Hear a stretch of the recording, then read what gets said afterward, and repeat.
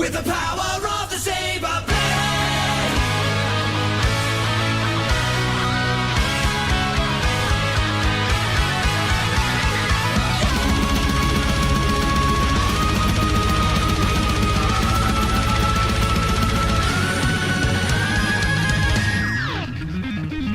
Lost in the rhythm of the galaxy, lost in the rhythm of my mind, watching and waiting, hiding in the crowd, fired up for what I'm gonna find. Dark voices calling from another world, tells me to leave it all behind. Hyper on adrenaline and ecstasy, another victim scheduled to outside. Better run, better hide, cause I'm coming for you tonight. Gotta scream, gotta bleed, with the power of the saber blade. With the power of the saber blade. With the power to destroy, we'll touch the rainbow stars tonight. In the moonlight shining, take them all out from behind. In their eyes now blinding, so slice them all, born to vaporize them all. Now feel the everlasting power of the saber blade.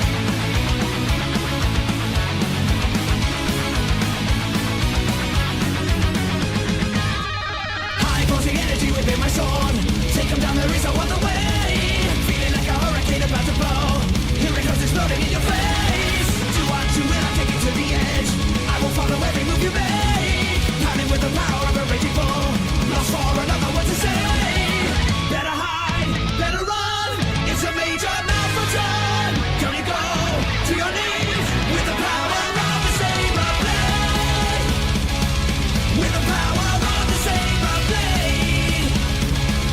With the power to destroy, we'll touch the rainbow stars tonight. In the moonlight shining, take them all out from behind. In their eyes now blinding, so slice them all, born to vaporize them all. Now feel the everlasting power of the saber blade.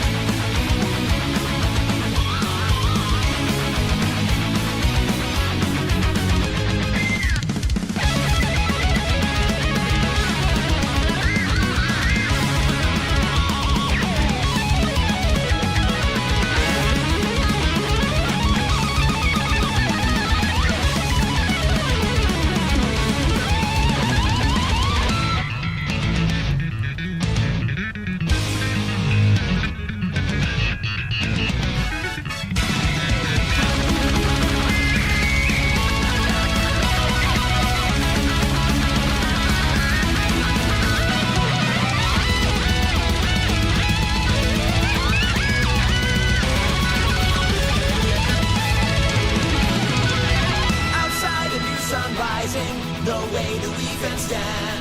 Passed out, there was no warning, wait for the outstretched hand. My soul will always find you, no matter where you are.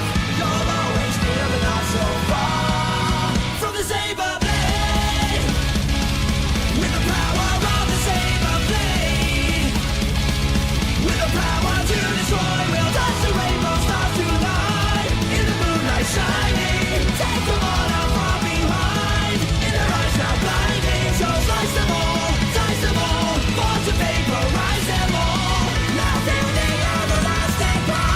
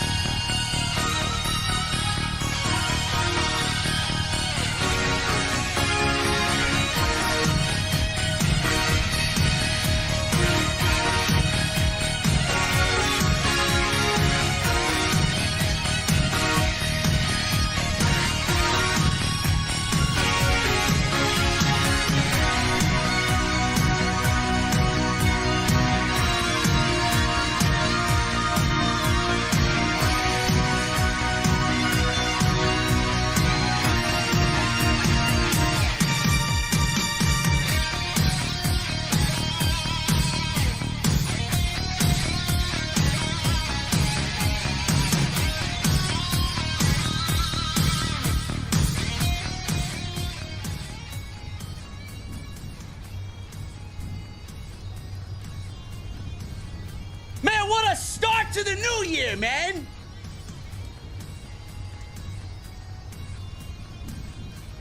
I have the great pleasure of announcing that Kevin Dunn is leaving WWE. Oh, man. And the columns continue to fall one by one, man. When is Bruce next? That's what I want to know.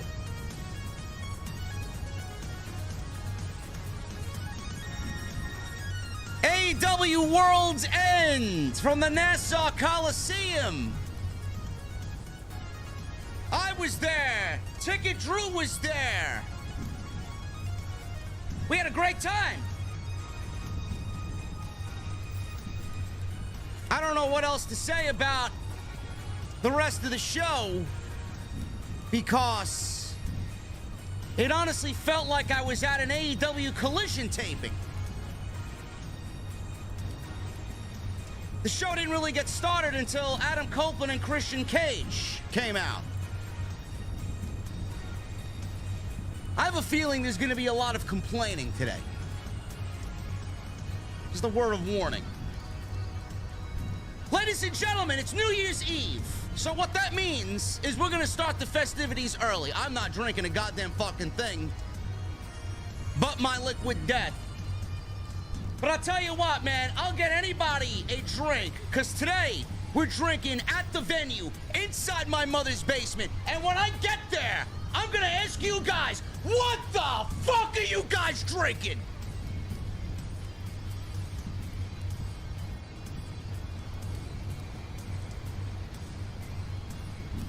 I'll see you over there.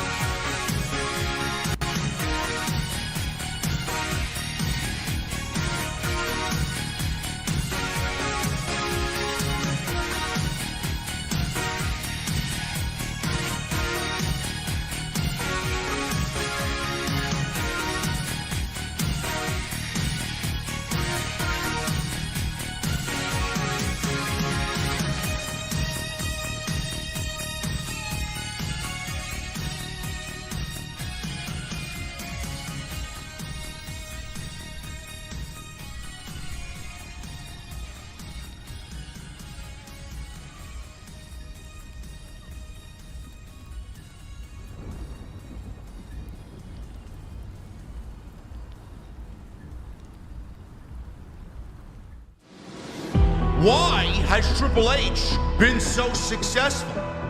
Why is Triple H running WWE better than Vince McMahon and Bruce Pritchard on Monday and Friday night? Long-term booking.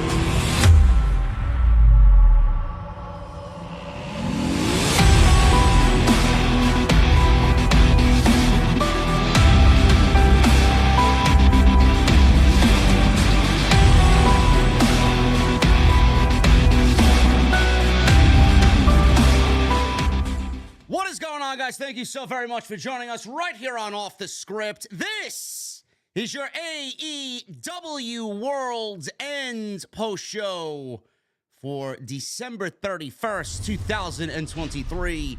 I am your host, JD from New York, as always, joined by my co-host on Wednesday nights. It's Sunday afternoon. Wednesday nights, my guy, Chi-Town Smark. Jesse, what is going on, man? It is the end of AEW for 2023, man. How you feeling? Good, man. Happy New Year, bro. Happy New Year, man. Happy New Year, chat. What's going on, man? Who's ready for 2024, bro? I don't know if I'm really ready for 2024 because I'm not really going to change much of what I did in 2023. So we're just going to go in being just as successful as we were, man. That's my goal. There we go, man. I'm looking at big changes for next year, man. I can't wait, man. Let's get it. I'm excited for you, man. I'm excited for what we got lined up today. We are going to talk about World's End, which there has been a lot of controversy coming out of this show, whether you liked it or not. Yeah, okay. A little controversy here and there, man. You know, it is what it is. It wouldn't be an AEW show without some controversy. I'll tell you that. Right. But you know, I'm glad you guys are joining us on Sunday. I was at the show last night. There was no way that I was getting a review in, and Jesse wasn't really feeling all that well, so we waited till Sunday. I feel okay. Jesse feels good to go today. Leaving the Nassau Coliseum, me and Drew had a few drinks after the show, mingled with a couple people, and then we went our separate ways. He's on a flight back home, and here we are getting this show in.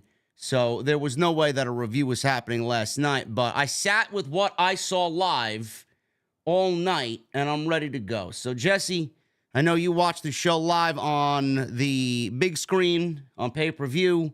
I was there in the arena. We'll have a nice back and forth here with the two different perspectives. But like I usually do, man, what do you want to start off with here? Obviously, we need to address the big elephant in the room, and that is the devil. You and I have been discussing this for quite some time. I think we've kind of nailed it the entire way. So I'll leave it up to you, man. What do you want to talk about? Yeah, man, let's get into the devil situation. I think it all rolls into one. We got Adam Cole revealed as the devil, as you know, we both pretty much stuck to our guns all the way through. As expected, you know, I think it played off the way it should have. I think anything else would have been a head scratcher, to say the least. We have a new world champion in Joe. I don't think anyone can complain about that or should complain about that. There was a little bit of what the hell was that as it pertained to the go home segment and the ending of the match itself. Yeah, I could tell you from the people in the arena that it was a what the fuck moment, honestly. Yeah, it was. I was kind of, feeling that way, myself. I'm not going to lie. I just don't understand all of the criticism as it pertains to the match itself and the devil reveal, because I feel like it wasn't terrible.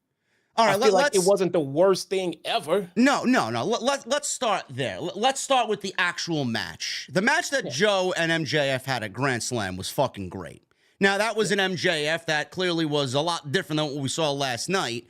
Last night, MJF is dealing with a torn labrum and a hip injury, and God knows what else the man is going through.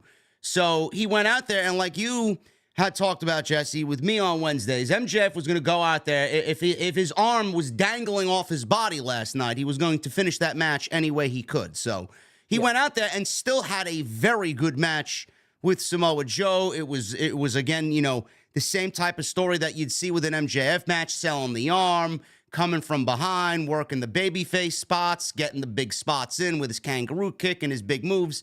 The match itself was fine. I have no problem with the match. Was it like the best match he had in his entire run? No, but it was a great, worthy AEW Championship match.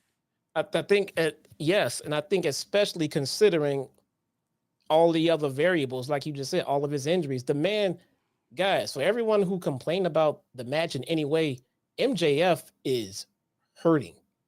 The man is beat up. The man needs to rest. He's gone out there and given us everything that he could over the last few weeks. But it looked like it was time for him to drop that title, because it looks like he needs to heal. And you really can't take a break and heal when you're the world champion. And losing it to someone like Joe is absolutely no disgrace. Was it the best match that we've seen from MJF, like you just said? No, but what do you guys want, man? The guy's been going hard from day one. Non-stop. You can't expect perfection out of him every time. You can't. Nope. I mean, come on, man. Here's where I would accept criticism from the match. If you feel like that Max and Joe phoned it in, then feel free to shit on it. Because yeah, if you go out there and phone in a main event and just don't give a shit, then it deserves to be shit on. But that's not the case. And if you think they phoned it in, then you were watching it with the wrong kind of glasses. Joe was in rare form. It feels like Max did the absolute best he could. The guy took some major fucking bumps. Well, there are people out there that think MJF and Samoa Joe phoned shit in. I mean, dude, it's the ending fell flat. The match could have been better. This was better. I never heard that. Yeah, MJF phoned shit in. Who the fuck are these people? Dude, I think the internet wrestling community kind of forgets sometimes that these people are human beings, and you're not going to get perfection out of a human being every time. And the only reason we're not getting perfection out of Max right now is because the guy's banged up. Everybody knows he's hurt. So why are they riding this guy so hard, man? Then we get to the devil reveal. I see people saying, well, he should have done this. Cole should have interfered. This should have happened. Again, the guy has like a broken fucking ankle. I mean, he's still out there carrying out storylines and people are still complaining about it. I just don't get the community, man. I mean, could it have been better? Yeah. Was it trash and not deserving of being on television? No. No, it was not. It was not that bad, people.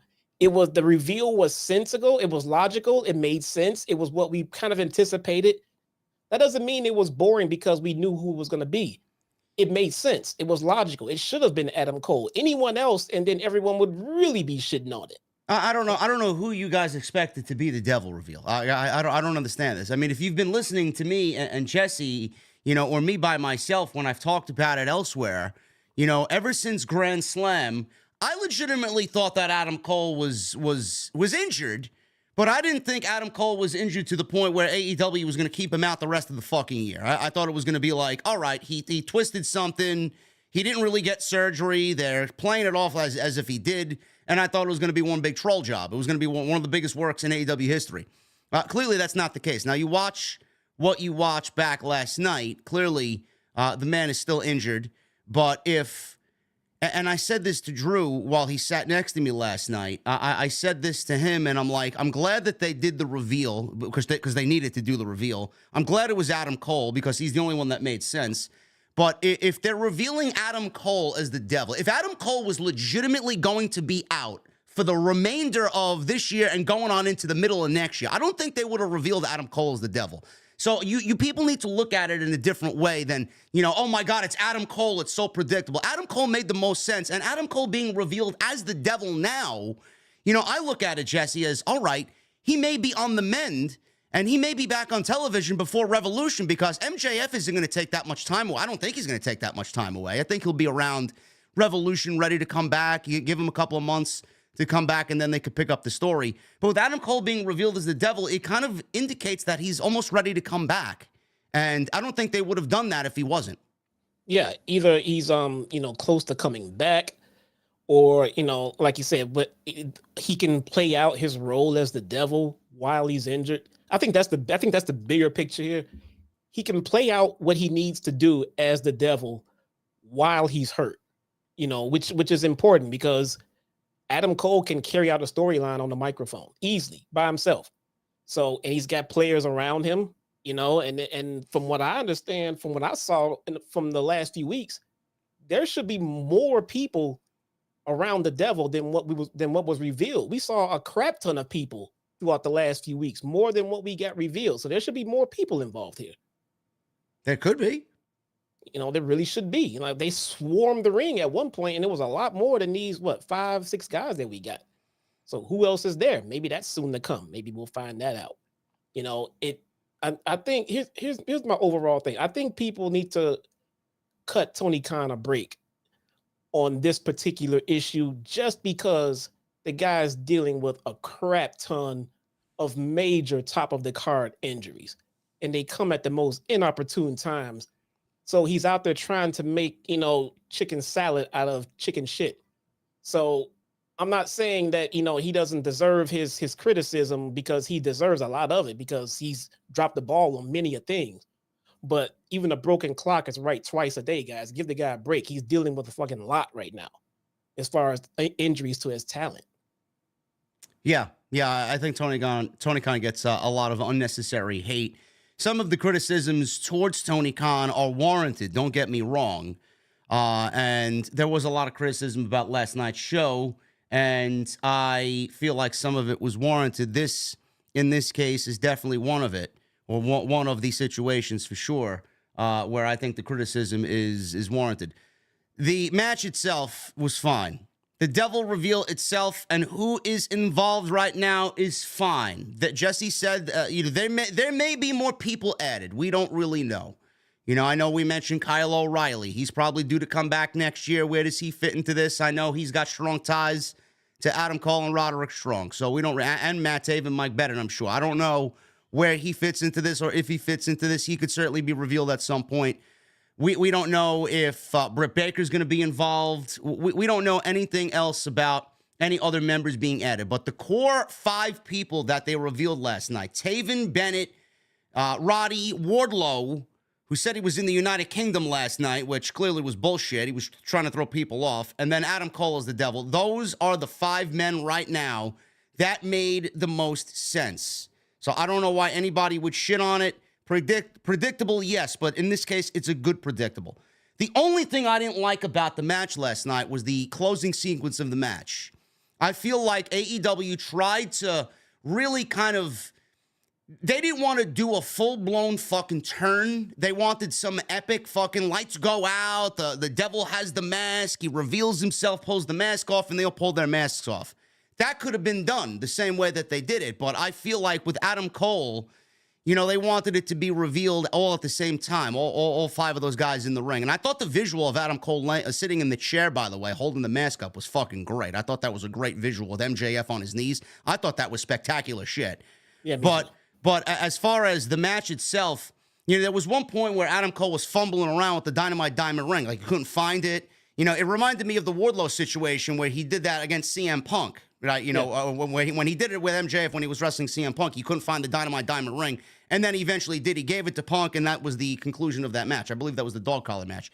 But I don't know why they didn't do it then. Like, he could have went into his jacket, couldn't find the Dynamite Diamond ring, and then give him the fucking finger while Samoa Joe blasts him from behind with a title belt or a crutch or something while the referee was out. I mean, I wanted my perfect ending to it would have been Adam Cole up front and center, fucking Max over. That would have been it. Instead of like, oh my God, he's still out there trying to, help him win, and he's fumbling with the ring. Like, it should have been done right away.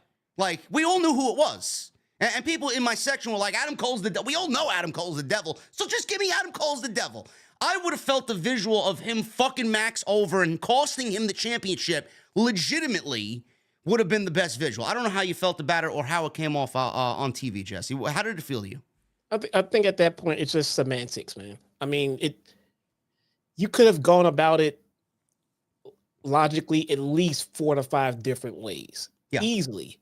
And they went with one, and people are complaining about it. Now, I feel like if they would have gone with, say, your idea, I think people would still complain about it. If they would have went with Joe Schmo's idea for the reveal, people would still complain about it.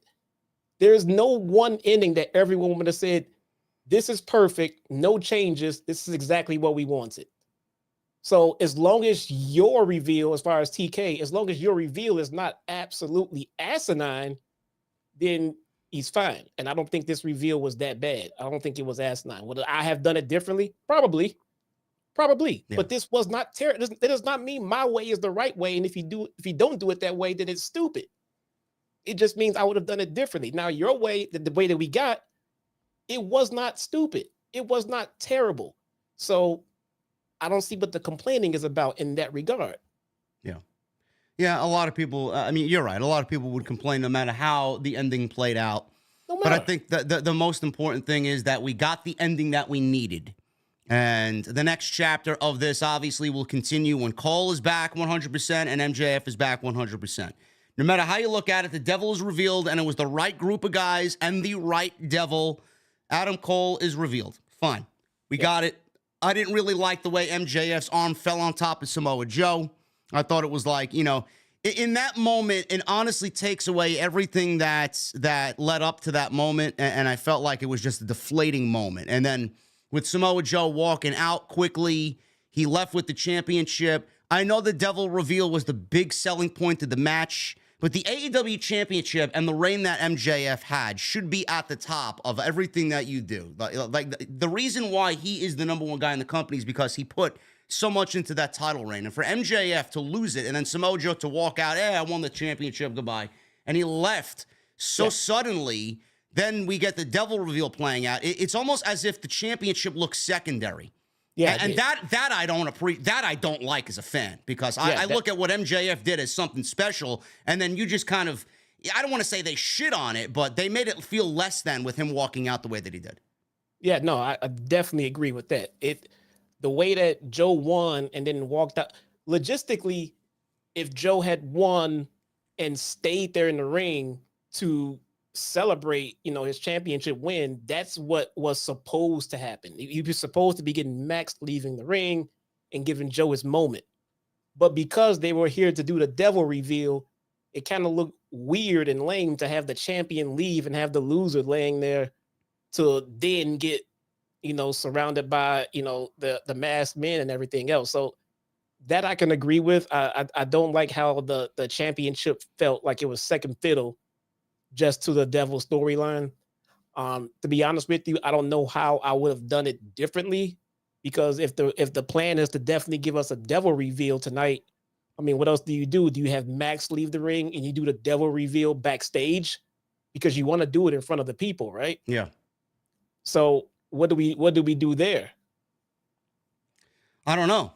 I mean, I listen, I wouldn't have changed anything of what they did as far as the Devil stuff. But the only thing I would have changed is Adam Cole kind of revealing himself to be against MJF in the late stages of the match instead of doing it, the way that they did it. And then Samoa Joe leaving, I would have done exactly what you said. I would have had Samoa Joe kind of stay and celebrate MJF's downfall, because he was already in cahoots with the Devil anyway. So, they set him up to win that. So why not stand out there and celebrate the demise of MJF here, only for him to come back as an even bigger and stronger babyface when he gets better and gets back to 100%.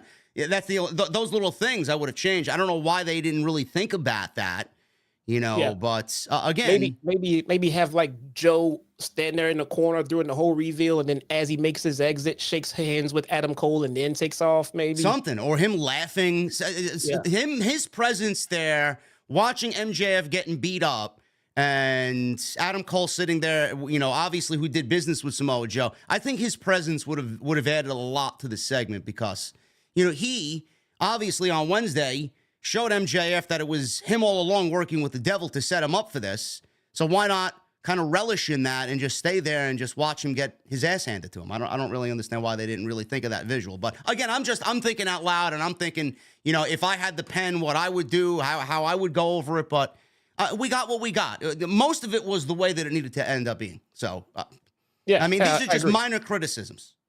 It really is. I mean, again, I'm always an advocate to make the championship the most important thing. And I even remember recently saying that the most important thing in this match was the title. But at the end of it, it was the Devil reveal and not the title. Yeah. I mean, the ending was kind of wonky. Joe walked out and left Max there to do the Devil reveal. I mean, it was an afterthought that MJF lost the world title. And the most important thing was that Adam Cole was the Devil. That part I would have changed, most definitely. But as far as what we got as the reveal and the ending and everything else, I mean, I don't see it as being anything to complain about in that regard. But yeah, I don't think the championship should ever feel like it was second fiddle like it did last night. Yeah. As far as Samoa Joe being the world champion, I have no problem with Samoa Joe being the world champion. I think Samoa Joe is one of those guys that you look at as a tremendous final boss for somebody to beat. I don't really have somebody in mind right now on who will take that title from Samoa Joe. We could see Samoa Joe. I mean, Samoa Joe's dabbled in some sort of babyface tweener type shit before. I don't know if they'll wait for Adam Cole to come back and Adam Cole takes the title off Samoa Joe. I don't know if Adam Page comes back and takes the title off Samoa Joe. I don't know if it'll be Swerve. Maybe it'll be Jay White. I mean, there's no shortage of opponents for Samoa Joe. I mean, it's up to creative to really, script out and map out a compelling story here. But I think it should stay within the realm and within the guidelines here of what we've got with the Devil. It needs to stay in this storyline. It needs to stay in this universe that they've created. And right now, I don't really know who fits into that role. So as far as Samoa Joe is concerned, I have no problem with him being a part of it and no problem being a world champion, because this is what we expected out of him in his late run in WWE, which he was never given the opportunity to. Tony Khan is giving him the opportunity to be a world champion, whether it's for 1 month, 2 months. Samoa Joe is a fantastic fucking pro wrestler. So I have no problem with that. Going back to MJF, a lot of people are like, MJF's done with AEW. MJF is not going anywhere. Like, I don't understand why MJF's not signed to AEW. First of all, we don't really know. I'm only making assumptions based on what I see and what I know. MJF isn't going anywhere. MJF put out that beautiful Players Tribune thing, which kind of set up his end here for 2023 at World's End. He's not going anywhere. The man is hurt. He's not going to continue wrestling hurt because he's the biggest fucking name in the entire company. He's basically Tony Khan's ace. You need him to go away. Him going away is not a bad thing. Hopefully it's for a short term. But when he comes back, he's got a built-in story with Adam Cole. He's got the chase for the World Championship. And MJF is not going to be a typical babyface like Jesse and I usually criticize, where he goes away, loses the championship, and then doesn't want anything to do with the championship. He wants his fucking title back. So you know he's coming for revenge. He's coming for the championship. And all the people that complained about MJF being, he's a babyface and he's garbage and all this other bullshit that I had to hear for the last 6 months or so, he's going to come back and be the MJF that you want, but be a babyface at the same time, like Jesse and I documented. This is his stone cold rock fucking face. He's going to shoot up the card, and he's going to be the biggest tweener babyface in AEW history. That's where it's going. It is. Max will be fine. Max is not leaving AEW. But the guy is banged up. He does need to recuperate. You got to think about it. And the guy's been going strong since the inception of AEW. And ever since the controversy that came over the last year or so, this guy's put the company on his back, and he's taken it and he's run with the flag. Dropping the title to Joe was fantastic on his part. I think Max put forth a lot of effort over the last few weeks trying to sell the fact that he can still go and everything else, when clearly the guy cannot go. He is so banged up, man. Let the guy rest up for a little bit. And that being said, the main event picture in AEW is so crowded right now to the point where it's actually a good thing. They have a lot of people up there they can put in that world title spot to compete with Joe for that title. I'm looking at Swerve first, and not only that, I don't want to see a transitional champion here. I don't want to see Joe hot potato that title. So he needs to get his reign in. So now what do we do with Swerve and Cole? So it looks like Cole and Max are going to feud straight away, and they don't need the title. So that's good. So we got to start looking at Joe's opponents and everything like that. But you got to be careful who you put in that spot, because I'm not looking at Joe to lose that title anytime soon. I don't want to see Swerve lose his first big shot. Well, I mean, I get what you're saying about it not needing the championship, but the whole premise of Adam Cole wanting to turn on MJF is because he wanted the world title. Yeah. So I mean, the story is Adam Cole should be the world champion when he gets back. I don't know how we get there, but I have vision. This is just me speaking out loud. I have visions of Adam Cole winning the world title and becoming AEW champion, only for MJF to come back, seeing that Adam Cole has his championship and that he fucked him over. And then MJF wins it back at Wembley. So we do Max and Adam Cole, I guess, for the second year in a row at Wembley, and MJF wins the title back at Wembley. That's the way that I see it. Yeah, if they could build it out that long, I don't even know if they could. That is a long stretch, and don't forget, we still got Ospreay coming in to fit in at the top of that card too. Yeah, that's not somebody that's going to fall down to the wayside. So we have a lot of main event talent all looking at that title right now. I think a good thing they could do to try to prolong this is elevate another title, like Eddie Kingston's title right now. That's on the list of things to discuss today, because there were noticeable title matches that did not happen last night, and that's a problem for a pay-per-view. Yeah, that is true. That is true. I'm not sure what's going on with the tag titles and things like this, man. But whatever. We'll get to that part. But the main event picture is very clouded right now, because of injury. Kenny Omega, Adam Cole, MJF. If you have a wrestling company and your Adam Cole and your MJF and your Kenny Omega are all injured, you have a problem. Yeah. You have a problem. So it's hard to get booking right and perfect when your main event guys are all out, not minor injury. These guys are out. Kenny is out. Cole is walking around in a fucking walking boot. And Max looks like he's being held together by super glue right now. So he's got to get creative, man. He's got to find other things. And people are not going to be happy with what they see because their favorites are not on their screens, at the time that they want them there. So yeah. That's what I mean by give Tony Khan a break. I don't mean like don't criticize him because don't get me wrong, the guy deserves a lot of it. He does, but that doesn't mean 24/7 he's always wrong. Don't forget, man, he's got to deal with a lot of major injuries at the top of his card. Yeah, he's got a lot of injuries, but he's also got a lot of people willing to step up to the plate, and he just needs to focus on booking them in a meaningful way. But as far as this championship match is concerned, I thought everything went according to the way that it needed to. We got the reveal that we needed to. We got the people involved that we needed to.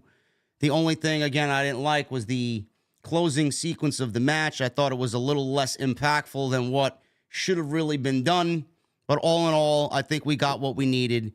I don't really have any faith in Tony Khan right now to book what needs to come next with MJF off of television and Adam Cole still not ready to come back. I don't know how we're going to get television. I feel like, Jesse, this is going to end up being like the Bloodline situation where Jey Uso failed to beat Roman Reigns at SummerSlam, and then we just kind of put it on the back burner until everybody kind of gets back to where they need to be. I hope that's not the case.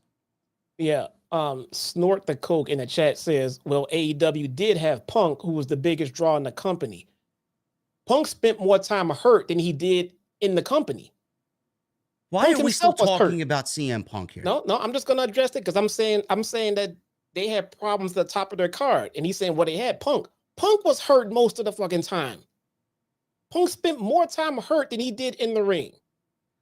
Punk broke his foot. He was out for 3 months, right? Or how long was it? Was it 3 months? Probably less than that. 2 months? Then he broke his. And then he tore his pec, didn't he? Or a triceps, whatever the fuck he tore. He was suspended and injured at the same time. But if he wasn't suspended, he would have been out with injury. So he spent at least 50 to 60% of his contracted time with AEW away from television, injured. So I mean, I don't know what he is like. He's snorting that cokey over there. I mean, what the fuck? Yes. Did AEW fumble CM Punk? Yes. This is not new information. Shut the fuck up already, okay? Nobody gives a shit. He's going to be at WrestleMania. He's going to be wrestling for the world title. Get the fuck over it, okay? See, Jesus Christ. He's not there anymore. What did I just... I just said that I don't like how the title looked at the end of the match, right? I don't like... They could have done that better. Here someone says, in Jesse's eyes, AEW can't do anything wrong. The fuck are you talking about? We just sat here for 20 minutes criticizing one match. The fuck are you talking about? Idiots. Hey, what show are you watching, man? What did you actually accidentally turn on Denise's channel? I mean, what the fuck are you watching here?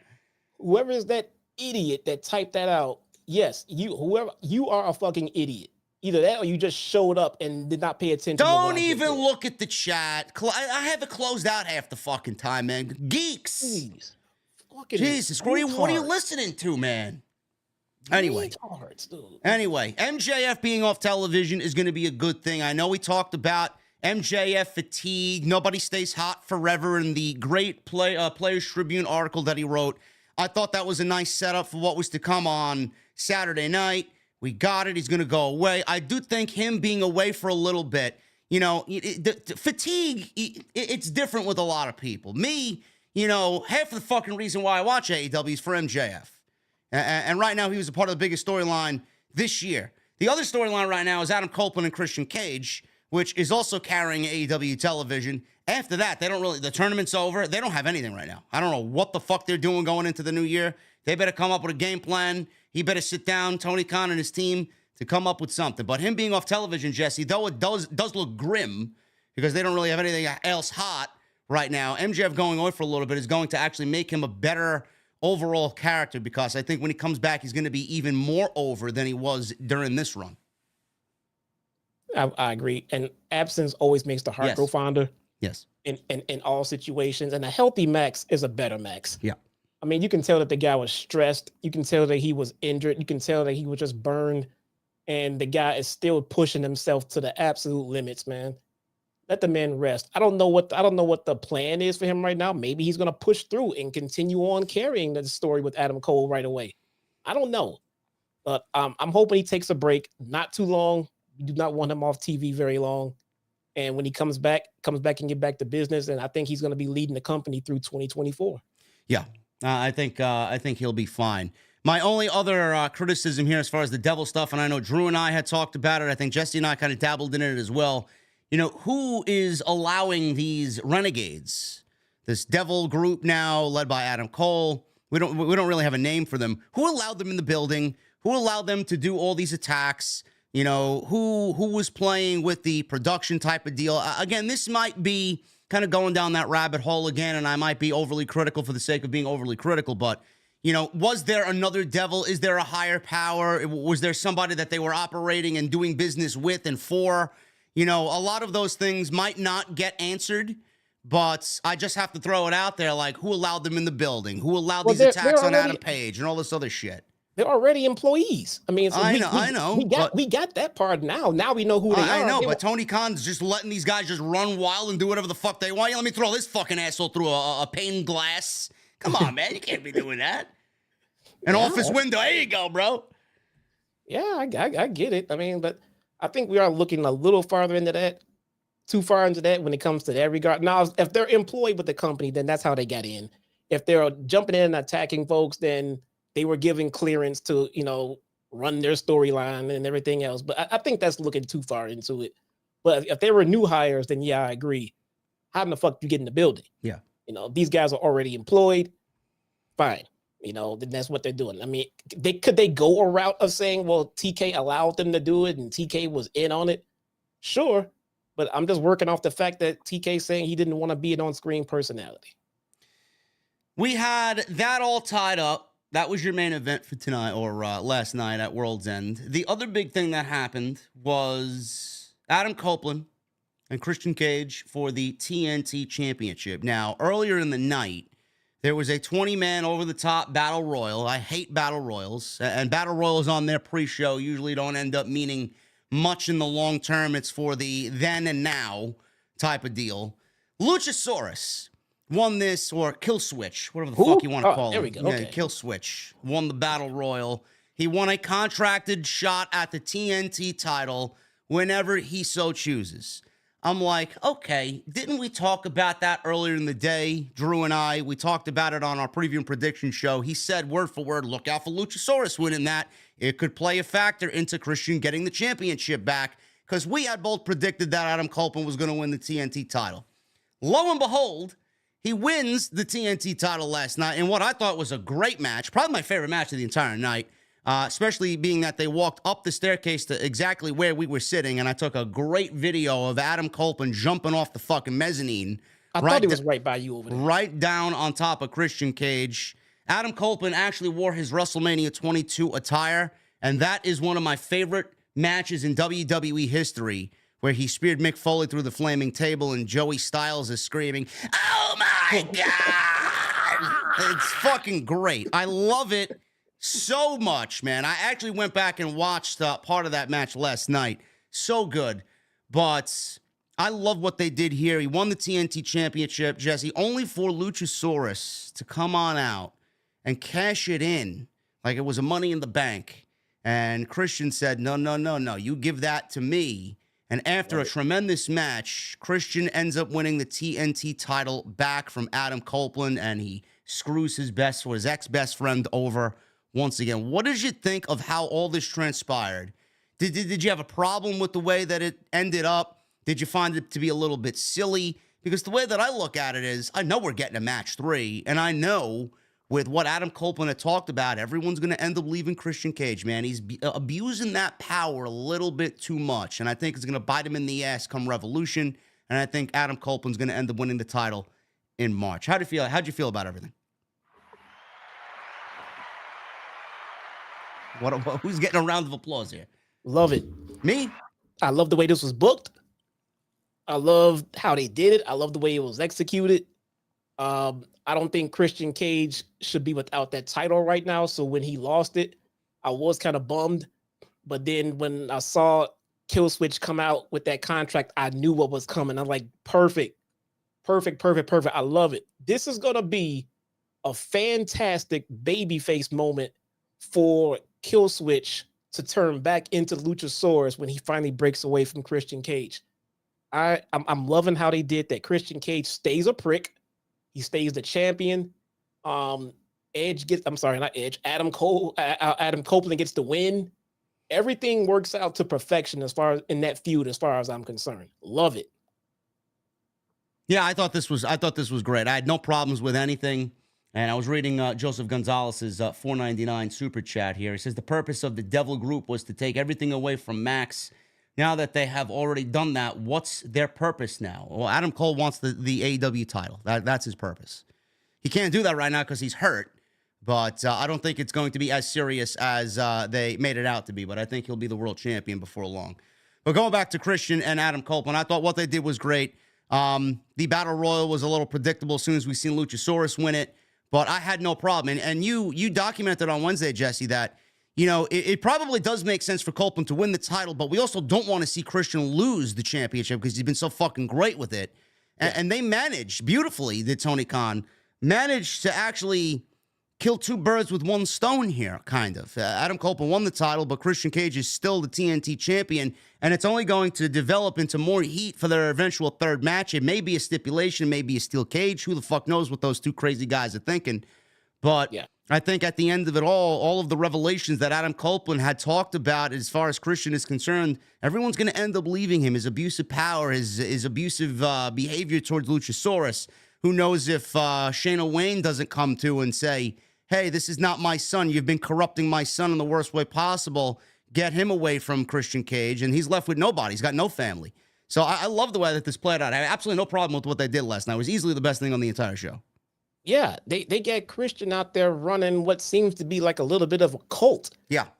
These people have no reason to be following him the way that they do. They have no mind of their own. Yeah, he just brainwashed them. He's got Nick Wayne and his mom. He convinced Luchasaurus to give up not only the TNT title, but then his opportunity to get the TNT title back. This is fantastic stuff, man. Everybody's going to come out looking better because of the work of Christian Cage, man. I don't think his work can be undervalued. I mean, this guy is amazing right now. He's doing the best work of his career.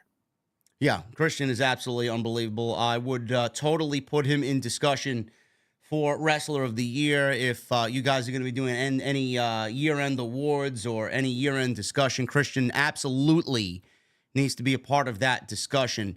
There was the table spot, and I texted Jesse during the show. They pulled out the table, and I told him, about the WrestleMania 22 attire, and they pulled out the table. We may see the same spot that Edge did to Mick Foley when Lita sent the table on fire.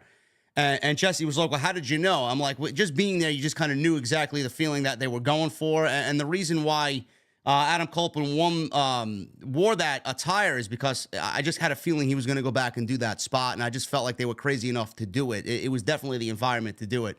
The table was lit on fire, but then quickly went out. And then Adam Copeland poured what looked to be a ton of gasoline on that table to keep it lit. I would have loved if they absolutely recreated move for move the spot with Mick Foley on Nick Wayne, but Adam Copeland it looked like he had to kind of change course there, and he powerbombed Nick Wayne through the table. He didn't directly go through the table.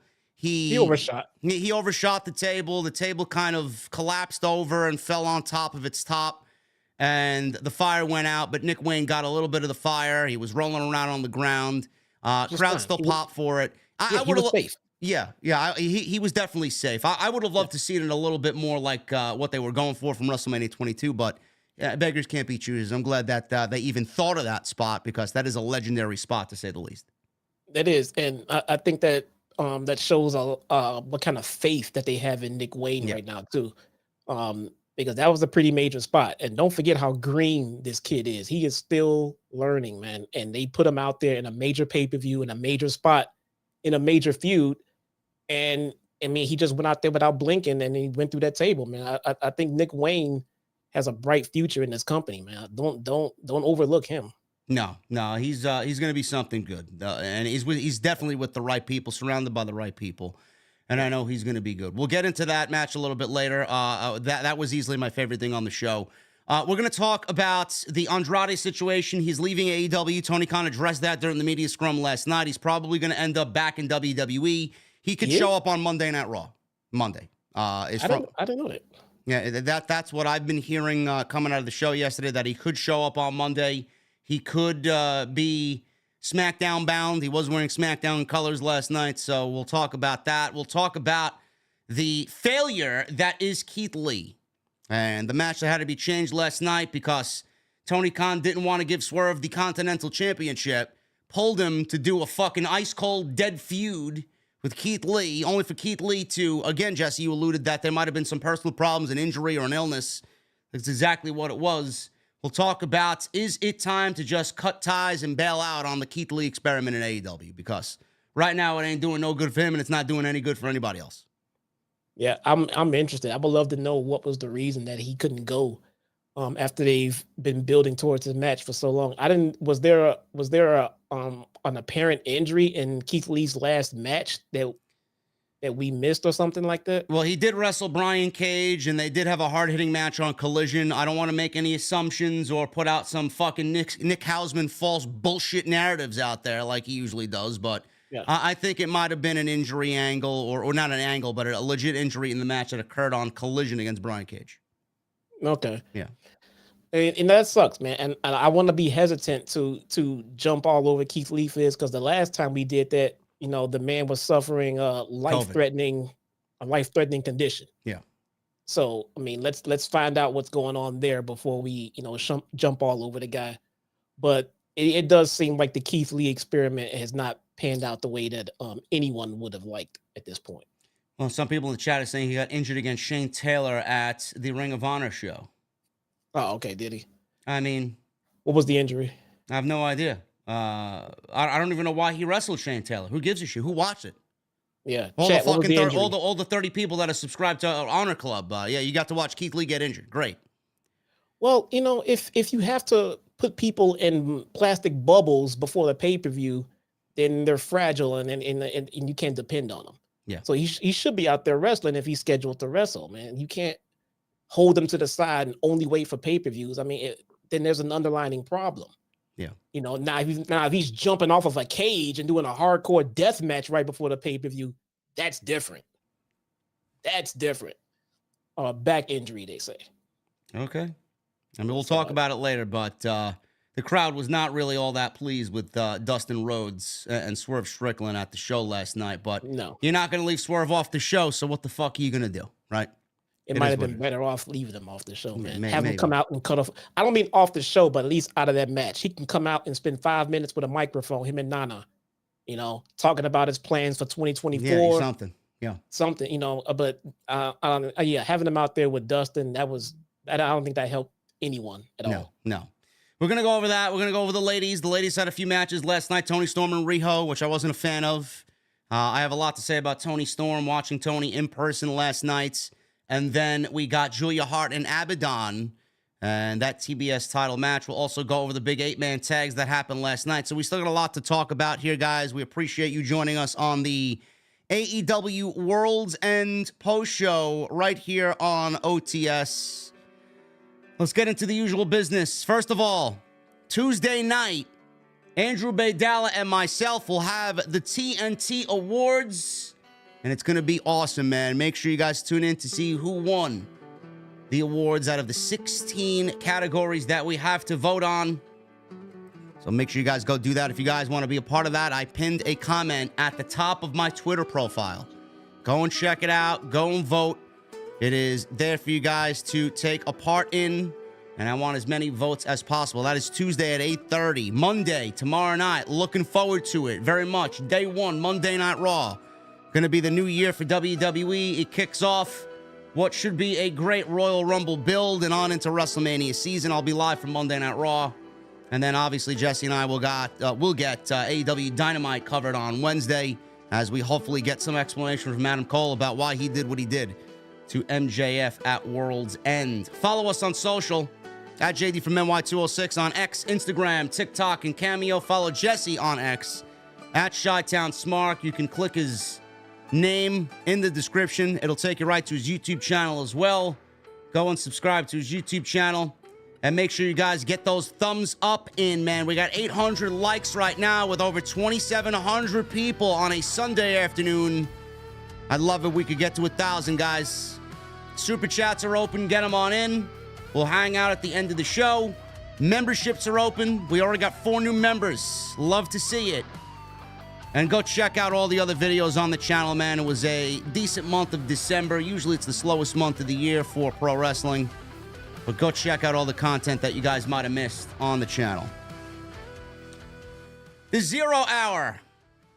We had 3 matches on the 0 Hour. We talked about Luchasaurus winning the Battle Royal. He won the 20-man over-the-top Battle Royal. We had Willow Nightingale versus Chris Statlander. She went and defeated Stat. 2 Long Island girls getting a nice little spot here on the pre-show to wrestle in front of their hometown. And Willow gets the victory there. Don't really know what they're doing as far as that story, Jesse. I know they're involved with Sky Blue or Sky Black, whatever you want to call her now, and Julia Hart, but I don't really know what they're doing with Stat. I really don't. She should be a big presence going into 24, and AEW's got a nice core nucleus, bro, of some really, really up-and-coming ladies. We talk about Sky Blue all the time and how tremendous she's looked. Julia has been fucking one of the breakout stars of the year. Tony is killing it with her character. We'll get into her in a little bit. Then we got Stat. We got the discussion of possibly Mercedes coming in. Who the fuck knows? Abaddon all of a sudden's come out of nowhere. They got a nice core nucleus, man. Where does Stat fit into all this, and why hasn't she been at the top of the fucking card as far as the ladies is concerned, man? She should be there. I honestly don't know. I reached out to someone in the company trying to get some answers on that. I don't know why Chris Statlander was dropped so hard. She went from being the only one to beat Jade Cargill, and not only that, beat her twice, to losing the title and then just losing, just mediocre matches. I don't know. I don't know if TK has lost confidence in Statlander. I'm not sure, but she was never able to recapture that momentum she got before her last knee injury. Yeah. I mean, that is for damn sure. The match with Willow was god awful. It was god awful, man. And I know pre-show match. Yeah. And I know both of them are better than that. I know both of them are capable of putting on a fantastic match.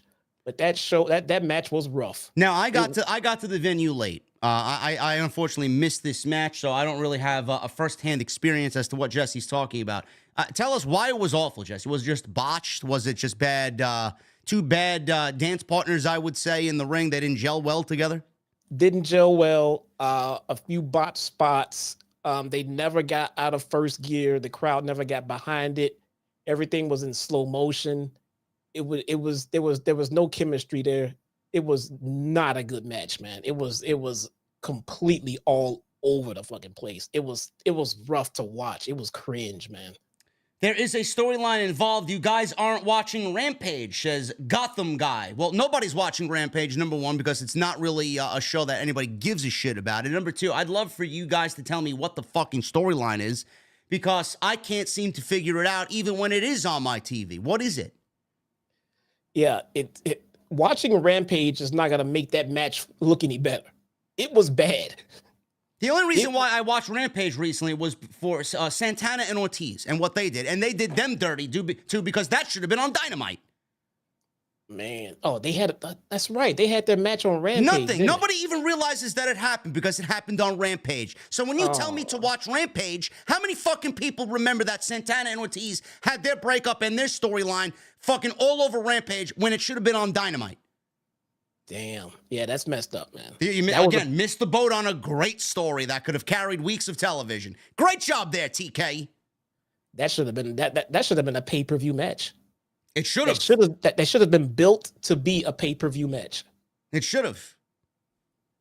I don't really understand. You know, I have a lot of complaints about the way AEW handles their pay-per-view, man. A lot of these fucking people, Tony Khan included, think that I need to give so much to warrant a $50 price tag.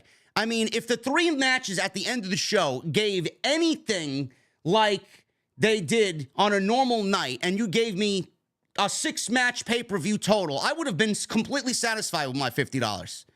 I mean, I don't understand why you need to give me 11 matches and get everybody on the fucking card, because you got to give everybody a payday and this and that. If it doesn't make sense, then don't book it. Why? Yeah. So if I'm back there putting together this card, I'm looking at it. I'm asking myself, would the fans rather see Chris Statlander versus Willow or Santana versus Ortiz? I mean, I don't understand. I mean, give 5 more minutes to John Moxley and Eddie Kingston. Like, what the fuck are we doing? Like, why? Why do we need 2 8-man tags? Which meant nothing in the grand scheme of things. I don't really understand it. Oh, but it's great pro wrestling. Fuck your pro wrestling. The match was good, but yeah, that was a TV match, and that didn't need to be on the pay-per-view. So we'll get to that. Killswitch wins the Battle Royal. Willow beats Stat. And Hook and Yuta, I got to the building during this match. I did see this. This was actually a fun match. Weapons, trash can lids, hockey sticks. They had a nice FTW rules match. No DQ. Hook beats Yuta. I think we could refrain from giving Yuta a live microphone from now on, please. Yeah, let's not do that. Yeah, let's like maybe John Moxley needs to sit him down and go over a couple pointers or something. No, lock him in a room with Eddie Kingston. Man. Yeah, seriously. So with that match, I have one question. Is the FTW title an official title? The FTW title is not an official title. Then why was it on the line? I don't know why it's on the line. I don't know why. Listen, I love Taz. I think Taz is fucking great. I think Hook is going to be fucking great. Don't get me wrong. But I don't understand why the FTW title, though it's important to Hook and Taz and what they do and who he was, why? In a company where we have so many titles, why do we need a title that's not even recognized as a title being given out and defended on the pay-per-view? When someone wins it, they're not recognized as a champion. It's like a child playing in his room with action figures and crowning one of his plastic toys the world champion. Come on, man.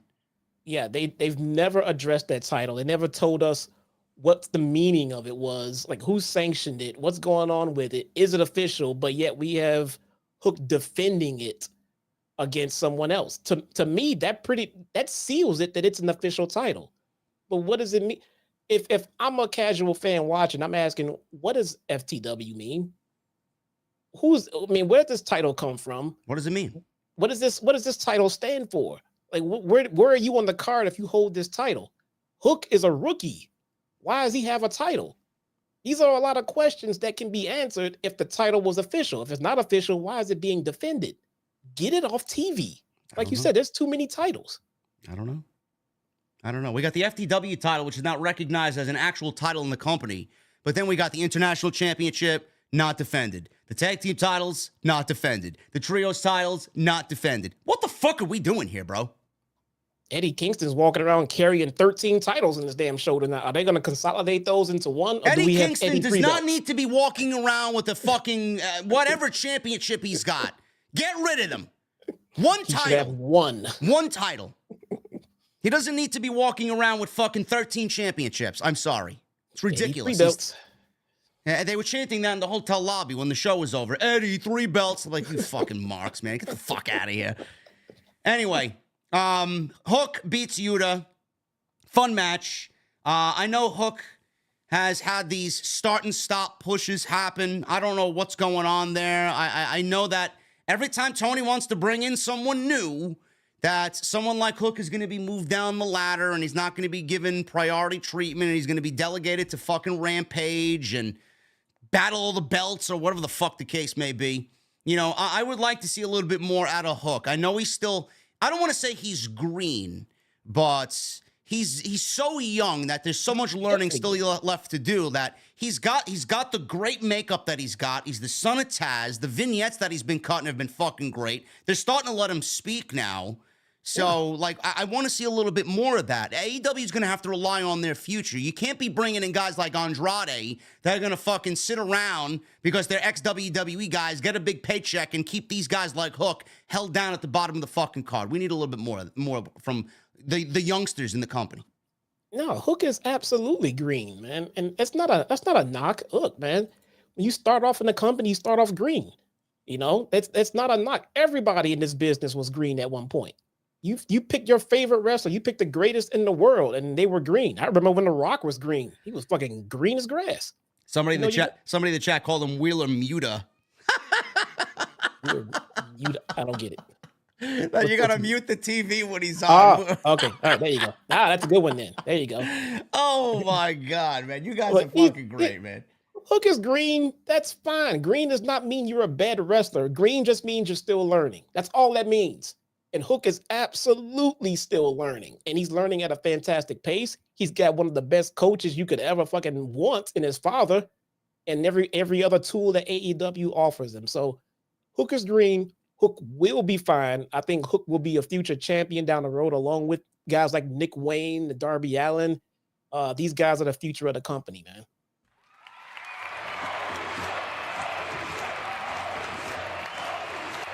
Oh my God, man. We got our first bomb of the night, and she kept her promise from last night's meet and greet.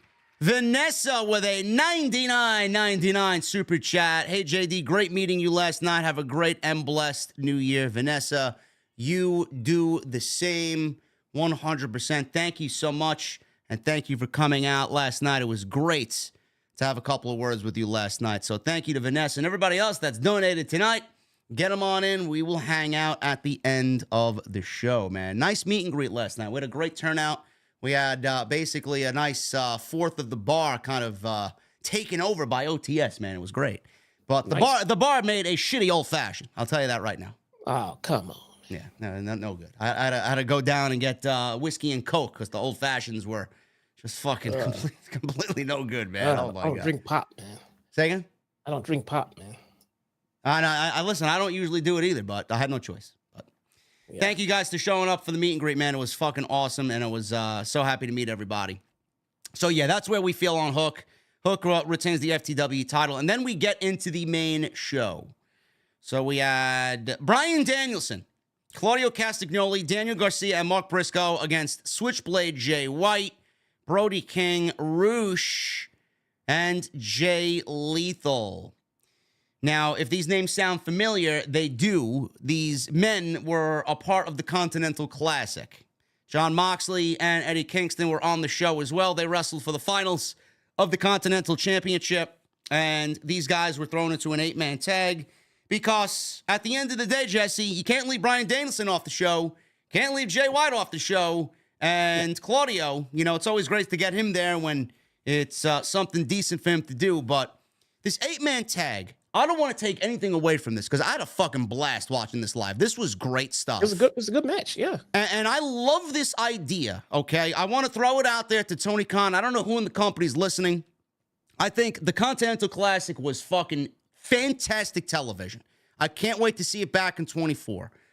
I would love to see this become a thing where you take the losers and you put him in a big 8-man tag. The only thing I would change here is two things, and I really hope someone's listening because this is huge and important. They need to have some sort of stakes on the line here. What do the winners of this match get?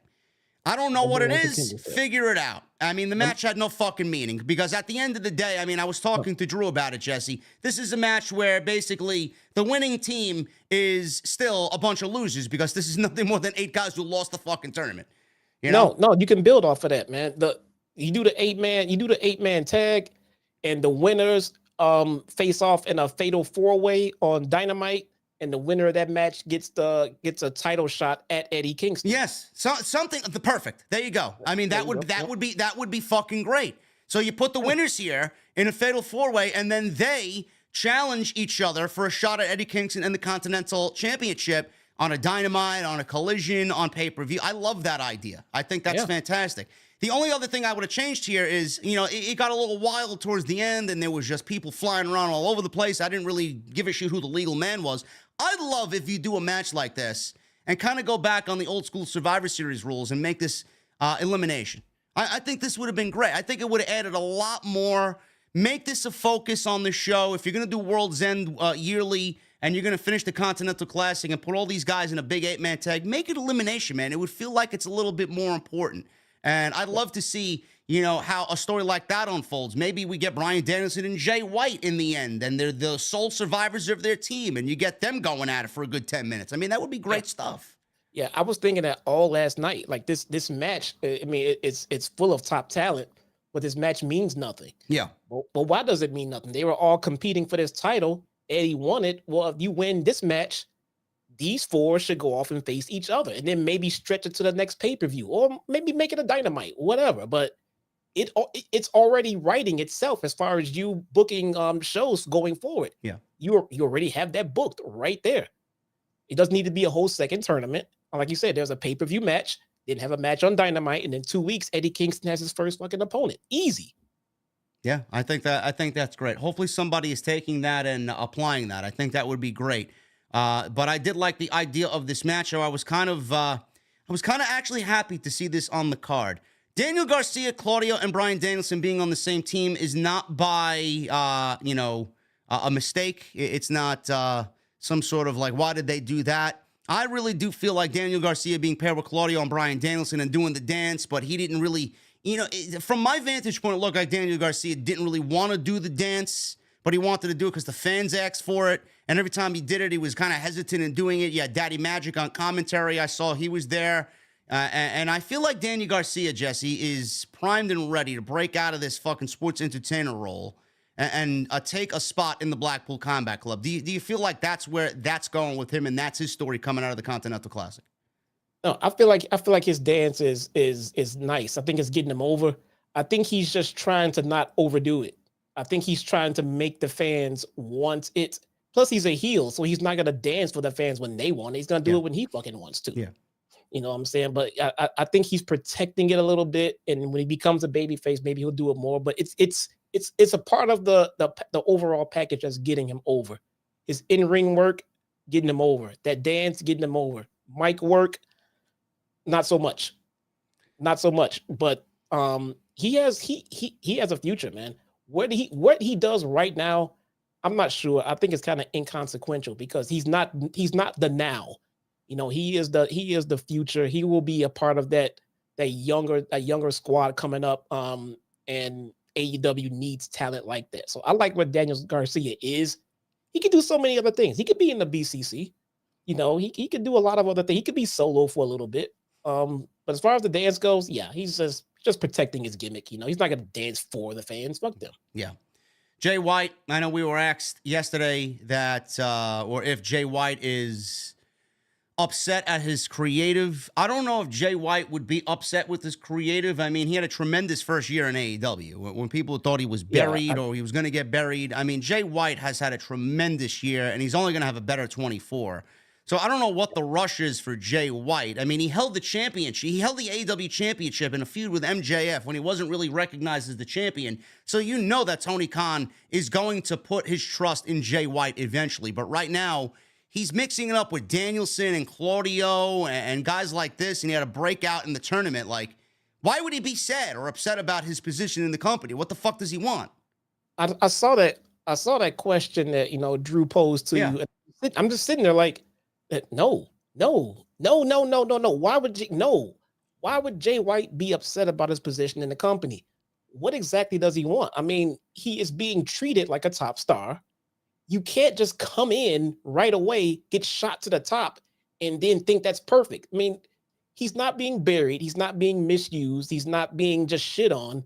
He's up there with the best guys. Did you see that pop when him and Danielson squared off in that match? That should be. I was sitting where I was sitting, man. I'm like, here we go, rub my hands together. That's the type of shit I want to see right there. That's what you want. You want Jay White in matches like that, matches that the wrestling fans want to see. Jay White will get his time. I think Jay White holding that title for Max for a few weeks was good for his character. It's good for his gimmick. It it shows that he can carry the title and present himself as a world champion on this product. He just can't do it right now. We got Cole, we got Max, we got Joe, we got Swerve. White just got here. I'm sure he's willing to wait his turn. Yeah. You know what I'm saying? I don't think he's that selfish. It was like, I'm here. I need to be on top now. Just book him right. And they've done that. Jay White has looked strong over the last few months, and nothing has changed in that regard. I don't see any reason whatsoever why Jay White should be upset with his booking. I apologize in advance if my cat just doesn't want to shut the fuck up today. So if you have meowing in the background, it's that she woke up from a nap. So I apologize in advance for all the meowing that you hear in the background. Put her on camera. What she got to say? I can't. She's over there. Oh, my God. Dude. She's behind the green screen. Tell her to get her ass over here. Anyway, Jay Lethal in this thing as well. Obviously, the team of Brian and the Blackpool Combat Club won here, but, you know, we talked about Jay Lethal coming out of this tournament, and Sanjay Dutt was out there post-match. Lethal was being talked to by Sanjay. So Lethal's story continues, Jesse. I don't know if he's going to fix it in Ring of Honor. I don't know if they're going to give him some time on television to tell this story and break him away from Jarrett's clown circus. But clearly he still can't win a match. His streak of bad luck continues here. And coming out of the tournament, Jay Lethal still has that story of he can't win on his own. And he can only win with the help of Jeff Jarrett's circus, man. I do like that. And I don't know if it's going to be a priority story on AEW television, but for a subset story or a minor story to fill some TV time, I think it's a great one to tell. Yes, I like it. I mean, this should prove that wins and losses matter. It doesn't mean that only wins matter. Losses matter. And Lethal losing all through this tournament and eating the pin last night, this is going to lead to a nice little gimmick change, a nice little turnaround for Jay Lethal. I think Jay Lethal is going to be in prime position come, a few months from now, maybe the spring or summer. I'm liking where they're going with it. I like the fact that they're not just leaving him to the wayside with no attention at all. They're paying him attention. Yes, he is losing here and there, but that is a part of the story being told, guys. He can't win without these cronies, and he's tired of losing like this. He's going to turn this shit around, and we're going to get the Jay Lethal that all of us have been wanting. So I'm on board with this. I like it. And I thought this was a very good match. Just those minor changes, if you're going to do it and make it a yearly thing, I think those minor changes give the match some meaning, some stakes on the line, and make it elimination Survivor Series style. I think we'll be good to go. We didn't need to add fucking 16 other matches to the show. I think this could have been a great big-time match if the stakes were on the line here for these guys. But hopefully they fix that going into next year. I know. I wish Jay White was better off on television, too. I know. Listen, I hear you complaining. I'm the one complaining now. I got the microphone. I'm live, okay? Calm down, okay? So mean to that poor cat. Jesus Christ. What do you want? You want treats? What do you want? Come here. Come on. She's awesome. Yeah. You want screen time here? Hey, you want screen time? Look. Get her up there here. you go. Yeah, look, yeah. Look, Bacardi. What do you want, huh? I don't know. Sorry. All right. Yeah, go away. Now you got me fucking cat hair. That's adorable. Moving on. Go lay down. Come on. Miro. She's adorable. Miro. Look at that. Miro. She's pacing around now. I know. I'm sorry. Andrade was a big story, Jesse, coming into this show. I know there was reports earlier in the week about Andrade wanting out of his contract, and Tony Khan had his contract expiring. We talked about here on the show that potentially, if he did have a contract expiring, he was injured and out for about 7 months. So, if TK wanted to be petty TK, he could easily add 7 months on top of his existing contract. But as far as, and I got to get to this because if I don't, I'm going to forget.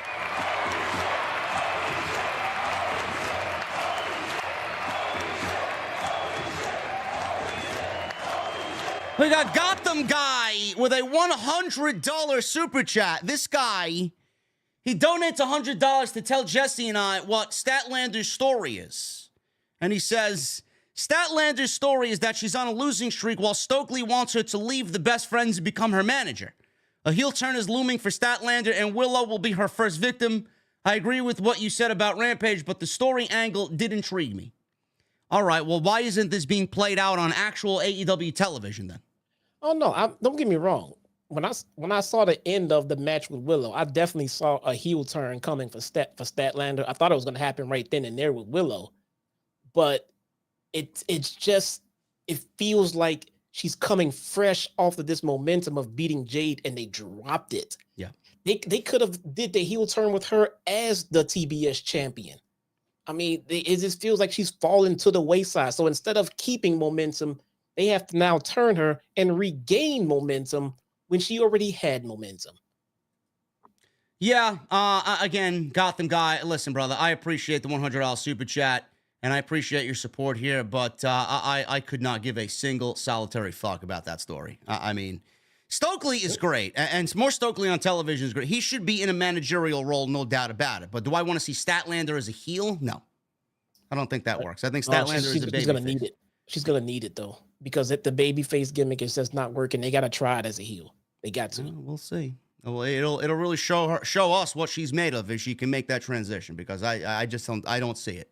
So we'll see. I said that about MJF, too. I know. Well, all of us said that about MJF, and here we are. Yeah.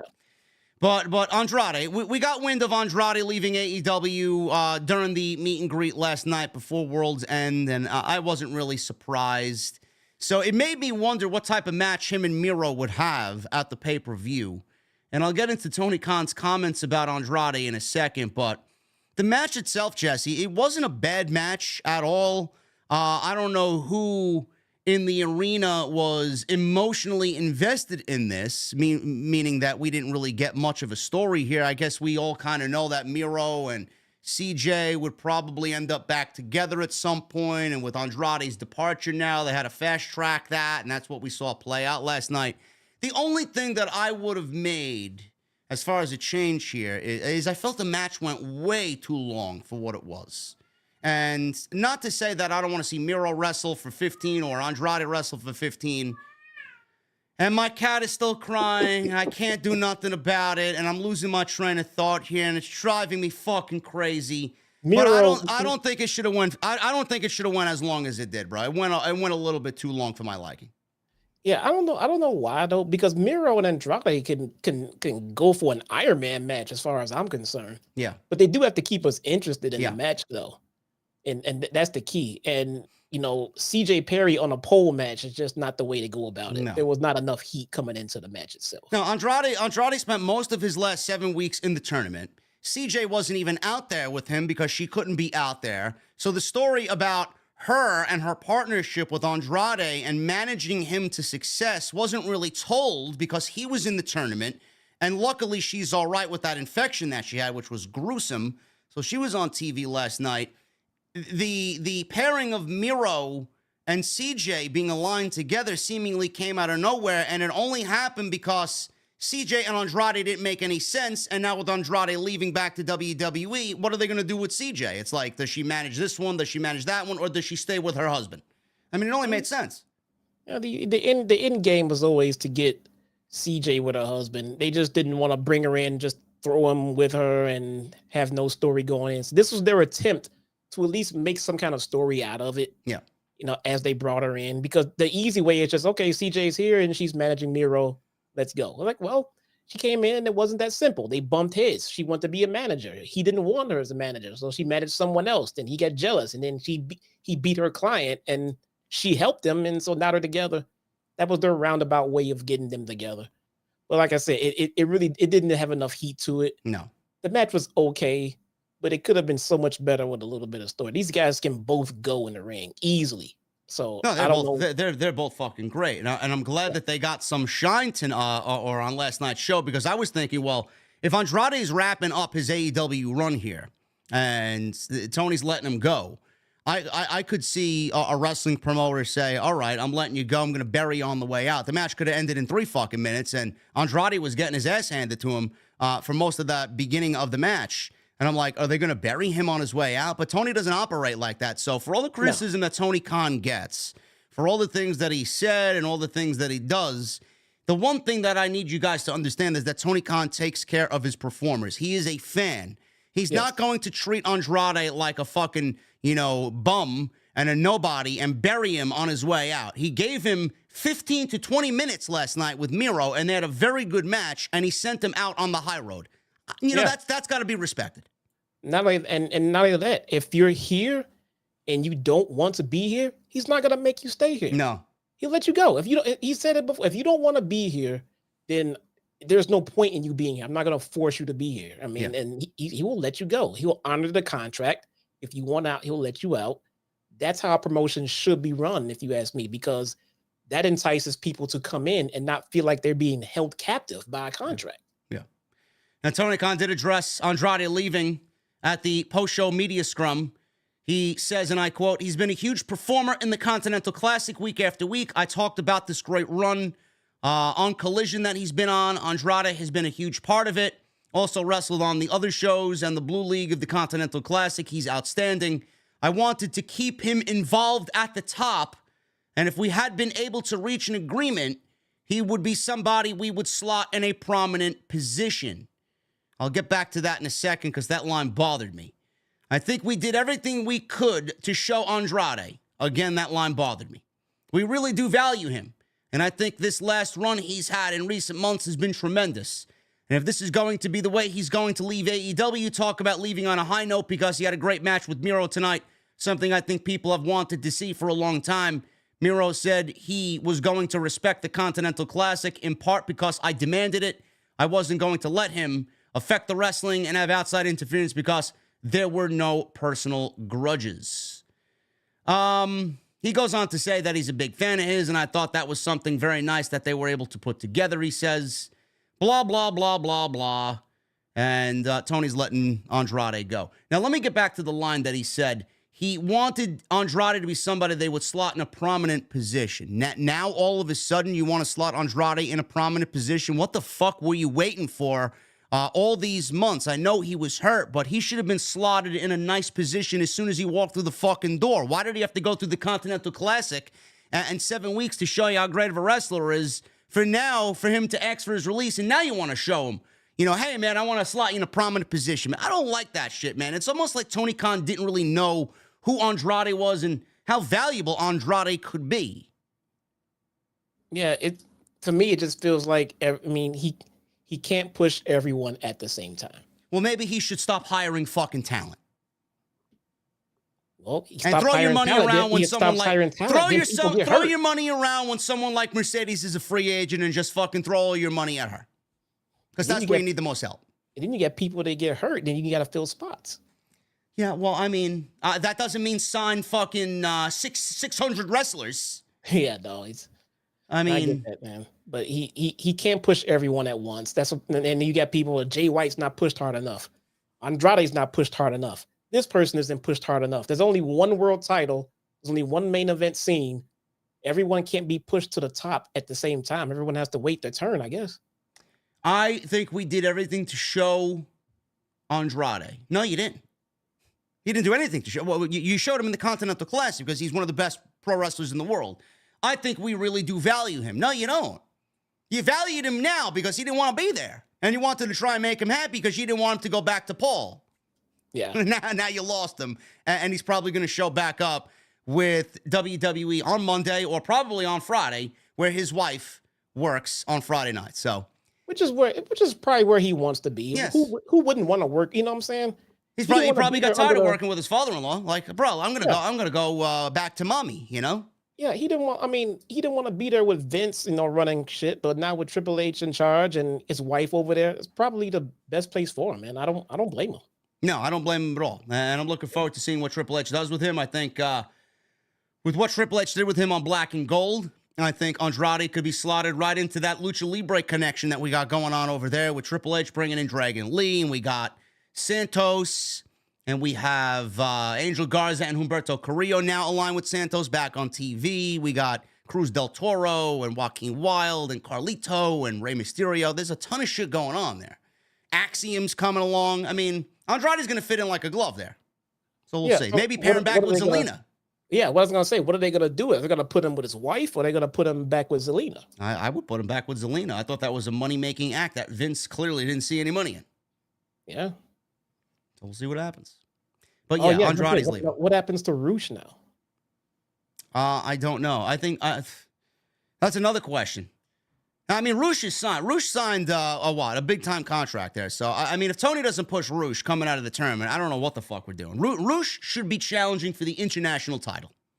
Roosh had a good showing in the tournament, too. Yeah, he did. I mean, I don't know what is with these. We talk about this all the time. The titles in AEW need to have some sort of fucking direction. Like, we got Orange Cassidy not defending the International Championship on last night's show, but he's challenging Dante Martin for a match on Dynamite. Who gives a fuck? Orange Cassidy and that title right now is the epitome of just random shit. We get people cutting promos in the back, and then Orange just walks up and then interrupts without being mentioned at all, saying, okay, you get a title shot. How does anybody think this is a good idea? Like that's the build. That's the build.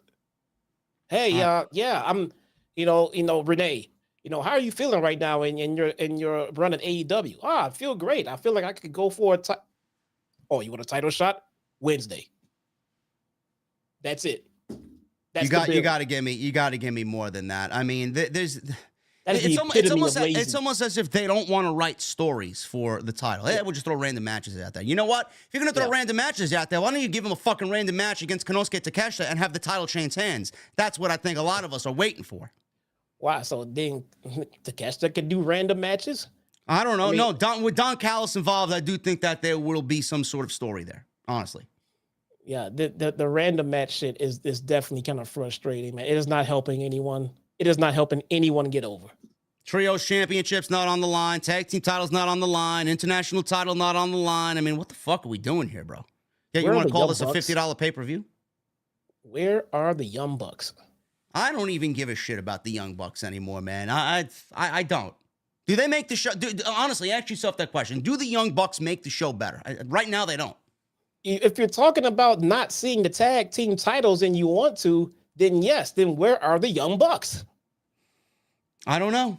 Don't really care about them right now. They got a whole bunch of guys that they can make tag teams out of, and we don't need the Young Bucks at this current time. They don't need to be. They don't need to be out there winning the titles, but they need to be out there putting guys over at the very least. I don't know. Again, they're going through a gimmick change. Maybe. Speaking of gimmick changes, Tony Storm. Timeless Tony Storm with Luther against Riho for the AEW Women's Championship. Talk about fucking championships with no story. Oh, but there is a story because Riho was looking for revenge over the Outcasts. Oh, yeah? How many of you remember that Riho was put out of action because of the Outcasts, who are no longer together, by the way? And then how much do you care? And then how much do you care? So stop. This is garbage. This match didn't really do anything for me, and I got a little criticism about Tony Storm. And Tony's a great pro wrestler. I think we all know Tony's a great pro wrestler. And this gimmick has been working very well for her as far as content and vignettes and promos and commentary and whatever else she wants to apply herself to. But I made a mention of this during the last time she wrestled on pay-per-view, and I think Jesse was in agreement with it. Correct me if I'm wrong, man. There's a little bit too much comedy and a little bit too much of, I would say character work, where Tony is not really finding a happy medium to what she really is. She may be one of the best women's pro wrestlers in the world, but we're not seeing that because she can't find this medium to separate the character from the in-ring worker. Like, if you're going to get in there and do this gimmick, great. But I want you to fucking go balls to the wall and show me that you're a great pro wrestler while also playing the character that you made everybody fall in love with here. There's got to be some happy medium, and right now she's not finding it. Yeah. No, I agree. There is a way too much character in Tony Storm and not enough seriousness. She is the women's world champion. At least when the bell rings, it should be taken more seriously. She's still in character and everything else. Running around frantically, and she's acting very comedic. Like, Tony, just get in the ring and wrestle. I mean, Rio wants your championship. Why are you acting like a clown? Yeah. You know? Another bomb. Oh my goodness, look at that. El Mase with a $100 super chat. Happy New Year. I hope 24 does a brand split like Raw and SmackDown. As a casual AEW viewer, I don't understand the hierarchy of these secondary titles. And maybe making the TNT an international exclusive to Dynamite and Collision would help give them more value. Listen, brother, I've been preaching the choir about a fucking brand split with all the employees that Tony Khan has hired, man. But I mean, my cries are falling on deaf ears, so I don't know. I don't know what's going to happen for 24, but I don't really have any faith in Tony Khan right now to do the right thing. I just feel like we're going to get more of the same. But thank you for the $100 super chat, brother. I really appreciate it. Absolutely. Look, this chat is the epitome. Guys, I want everyone here to pay attention here. Earlier in this chat, I was up here saying that AEW could do no wrong. All right. I'm just sitting here just dick riding AEW. But now in the chat, this has turned into an AEW roast. So which one is it? Which one is it? Why are these select people, these geeks in the chat, why are they listening to us go over this show tonight and then think our criticisms are one of hatred or one of, oh yeah, we don't like AEW? Are we not allowed to have critiques of the show in hopes that the show corrects the mistakes that they made to get better? I mean, I don't understand this. I've always been about, criticism that is helpful. I never give criticism that comes off as hateful, ever. Like, I don't understand why you think that is the way this show is. So the thing is, people, if we say something that you disagree with, then we're hating. And if we say something you disagree with on the other way, then we're dick riding. How about you just listen to the show or don't? Go tune into Denise and Sap. I mean, he said it. I didn't. I mean, what the fuck do you want me to do? We're calling out the bullshit and we're calling out the shit that was great. That's just what we do. Over there, if you think we're roasting them, it's because the parts that we're talking about was shitty. But if we're putting them over, it's because the parts we're talking about was great. And all because you think it's criticism, all because it doesn't fit your narrative doesn't mean it's bad criticism. Tony's character work is too strong in her matches. She needs to tone it down. If you don't agree with that, I don't give a shit. Go start your own show. That's what I saw. If you think what I saw is wrong, then go out there and tell me why. You can't. Jesse can't. Because he agrees with it. If he didn't agree with it, he wouldn't sit here and tell me, yeah, man, you're not right. Come on, bro. Guys, when it's good, we'll call it good. When it's bad, we'll call it bad. We know what we're not going to do. We're not going to call it all of one thing just because it fits the agenda that you think that we feel. We're not shills if we loved the main event. We're not hating on a company because we hated the women's match. We're just calling out each segment as we saw. And like we've already said before, the start of the pay-per-view was not very good. So yeah, you're going to get a few segments of us not liking the show. But then we're going to get to the end of the show and you're going to hear the stuff that we did like. Yeah. I didn't like the overabundance of character work here. There was no story here. I don't understand how anybody could care about this. I don't know how anybody really doesn't understand the women's division right now. It's not where it needs to be. Tony's at the top of that. We talked about Julia. Abaddon's come a long way. Sky Blue is kicking ass. Then we have possibly the returns of Jamie Hayter next year. Britt Baker's going to be back. Thunder Rosa's back. This is what AEW needs to do. Focus on this core group of women. You don't need to bring in unknown fucking indie wrestler A, indie wrestler B. You don't need to bring in these no names. Nobody gives a shit about them, okay? Select a core group of talent, which I just named here, and focus on them. Give them meaningful segments. Put them in matches against each other. Get wins on the board. Make the matches mean something. And then when Tony gets her next challenger, then maybe we'll give a shit about who she's in the ring with. Because the last two matches have done nothing to help Tony's title reign. Riho is not where she needs to be. Riho is a warm body that Tony beat last night and on to the next. I don't give a shit, and neither does Jesse. Sorry. Moving on, because I'm not talking about a fucking match that meant absolutely nothing to World's End. It was forgotten by the end of the night. Swerve Strickland. He went one-on-one with, not Prince Nana. Nana was out there, and he was dancing away because he wasn't allowed to during the Continental Classic. Swerve against Dustin Rhodes. Now, Dustin was a replacement for Keith Lee, who apparently was injured. We don't know the severity of the injury or what the injury is, but the match was canceled, and Dustin took his place. Why Dustin? Because when Keith Lee came back and wanted to be fucking Harry Potter's assistant with the cape and the fucking staff, and he wanted to go on a ride in the wizarding world of Harry, you know, he teamed with Dustin, and they were a tag team for some reason. I don't know why. Instead of coming back after having a cinder block broken over your fucking head, yeah, let me go be a wizard with Dustin Rhodes instead of go and challenge Swerve Strickland, who tried to end my career. Yeah, that's a great creative direction there, TK. Keith Lee tweeted out yesterday, today, I keep it very real with you guys. I've been working through an injury since Arthur Ashe Stadium 2022. Well, it's great that we're finding this about this now. It's been mostly well taken care of. Things have been worse since Final Battle, which the chat alluded to, his match with Shane Taylor. I'm trying to get through today for you guys, but I cannot promise anything. End quote. Now, we'll start with Keith Lee, Jesse. Is the Keith Lee experiment in AEW a failure? Is it time we cut ties here? It's just not working out, man. There's a lot of stop and go. I was just getting ready to bring up this tweet.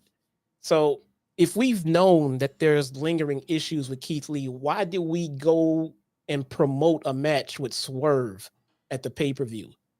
If there was already lingering injuries, why not set up something else? Why would you even try to get Keith Lee to a match where you already know he's banged up and might not be able to go? Just wait it out. Let him go heel. I mean, why are we doing it? I mean, this is gonna make things even worse as far as Keith Lee's push. So I don't know why they went through with the match or tried to go through with the match if they already knew that the guy was banged up. I don't know. I think Tony Khan needs to cut ties with Keith Lee. I'm honestly, I think Keith Lee is a great in-ring performer when he is 100% healthy. I had such high hopes for him in WWE. Then Vince put fucking bear claws all over him and turned him into fucking Bearcat Keith Lee. Great, because he needed everybody to have a fucking tagline and some silly, stupid fucking gimmick. Meanwhile, his gimmick was he's a large man who beats the shit out of people and throws people around. That's his fucking gimmick. Okay? Just like Mark Henry had his House of Pain or Hall of Pain, whatever the fucking case it was. That's what Keith Lee should have been. Just a big guy who's throwing people around and beating the shit out of people. That's all we wanted to see. Keith Lee was special because the man is 330 pounds and he's up top doing a better moonsault than Charlotte Flair. That's the fucking Keith Lee that I wanted. They didn't want that. They wanted to work Keith Lee into this Kane big man style. Then it comes to AEW, everybody says, oh, he's a game changer. Yeah, why did they say that? Because of the way Triple H booked him, and they knew exactly what type of performer he was. This guy didn't do a single fucking thing of importance in AEW. And granted, he was dealing with long COVID situations, he was dealing with injuries, but I think at this time, where he still has all the promise in the world, he is now being more of a problem to the show and the overall stories that we're trying to tell here, and he's being a detriment to the show where I think we need to cut ties with him, get rid of him. Yeah, I don't know about getting rid of. Again, TK does not fire people from deals. He'll probably sit them at home, let it ride out. But he's going Let's through be real. changes. Keith Lee don't want to be there. He let his hair go gray. People complained about it. He said he didn't care about what people thought. Then he went back to dyeing his hair anyway. He came out wearing a cape and everything. Well, clearly he thought about what people thought about, and he cared, because otherwise he wouldn't have changed it back. Yeah, he came out and said that this is me. I don't care. And then people kept talking that he changed it. Fine, but it's not about the look, man. It's about what we're getting, and we're just not getting any consistency. His health seems to be a major concern. I mean, and that's first and foremost, man. Let's get that straight. If you know your health is not where it should be, let's not push it, man. You just came off of a life-threatening illness. Let's not push this shit, man. why would you promote a match with the hottest guy in the company at a pay-per-view if you already know that you're not feeling well? Swerve can't go out there and give a half-ass match. He needs to go. And you can't go like that because you're not feeling well. Don't promote the match. I thought Bearcat was used as a tribute to the wrestler Bearcat Wright. No. No. No, Vince McMahon didn't wake up one morning and say, you know what, I'm going to give this guy a tribute to Bearcat Wright. No, they picked the worst gimmick to embarrass him with because he was a Triple H guy. And yeah, I did say in the chat, I see somebody, El Ray 305, well, JD said Keith Lee was a game changer, just saying. Yeah. I mean, he was in the ring with Roman Reigns as one of the final participants in a Survivor Series match. Roman Reigns. And then they gave him that Brock Lesnar spot in the Royal Rumble where Lesnar was like, oh, look at this big boy coming out here. Like, he was a game changer. He should have been in the main event scene for WWE. And Tony Khan, that's the type of guy that we thought we were getting. And then all of a sudden, now at the age of 39, he is a shell of his former self. And it's sad to see. I know for a fact, again, I'm making assumptions, but if I was a betting man, I'd say Keith Lee doesn't want to fucking be there. Get him out. Ask for your release, bro. Go the Andrade route. Tony will let you go. You don't add any value to the company. You don't. I'm sorry to say. Just go. Because as a fan, I'm tired of seeing it. It sucks. He's very good at what he does, but I don't know. Now when you're actively bringing down Swerve, too? I mean, does Swerve deserve this? Come on now. Yeah, it's just not good stuff right now. Dustin Rhodes. I got all the respect for Dustin Rhodes. I think Dustin's a great wrestler. Gold Dust. I have fond memories of Gold Dust. Love it. But man, oh man, I know Dustin got angry with some people. Why is he in this match? Blah, blah, blah. Bro, this match, Swerve should have took care of Dustin Rhodes in 3 minutes, flat. This match went way too long. Dustin provides zero story to anything on AEW television. This was basically a vehicle to get Swerve on the show. This should have been a squash of epic proportions. Or, like Jesse said earlier, why do you even do this match? If you cancel the fucking match, just send this man out there and tell everybody in 2020-24, I'm going to be the AEW World Champion. And then have Nana do his dance and then goodbye. That's all should have been done. It looks like they were trying to fill time for that slot, fill the pay-per-view. Because they had a time set aside for Keith and Swerve, and then to go out and squash them or do nothing, then they had to fill. I mean, but that's time they could have made up in any of these matches, though. Yeah. I mean, make up what time? How much more time do we need added to this pay-per-view? You think canceling a match is going to, oh my God, man, I'm not getting my money's worth with AEW. All right, now we got 16 matches instead of 17. Yeah. Yeah, it's true. A promo would have been perfect for Swerve, but he wins, and I thought Drew looked over at me, and when Dustin faked the injury, or they didn't fake the injury angle in the middle of the match before the bell rang, and then the bell rings. You know, I thought he was going to get replaced by somebody. I thought we had a surprise coming in. I was like, yeah, that'd been great. I was waiting for like Ali to come through the curtain or Dolph Ziggler to walk through. I'm like, all right, I could deal with Swerve versus Dolph for one night. Let's get some great wrestling here, man. But nothing happened. They just continued the match and Swerve won. Yeah, that'd have been great. I mean, if Keith Lee couldn't go, we get it. Fine, he can't go. Like you said, send Swerve out there. All we want to see is Swerve talk, and we want to see Nana dance. That's it. That's it. If we get that, I'm happy with the segment. Nana dance, Swerve talk his talk, and let's go to the next match. Yeah. Moving on, we got Chris Jericho, Sting, Darby Allin, and Sammy Guevara. Am I allowed to mention Chris Jericho's name without being canceled? I mean, I don't really know, man. It's like a forbidden word nowadays. Ricky Starks, Big Bill, Powerhouse Hobbs, and... You know, man, who was it on Wednesday, man, where we talked about Kyle Fletcher being a part of this match, and we said, well, why don't we add Konosuke Takeshita here, man? It looks like they added Konosuke Takeshita to this match. Wow. It's amazing, man, how we just will something into existence, and then all of a sudden, it happens, you know? There you go. Oh, my goodness. Look at this. Holy shit. Oh, my God. Daryl Sith Negan with a $500 super chat.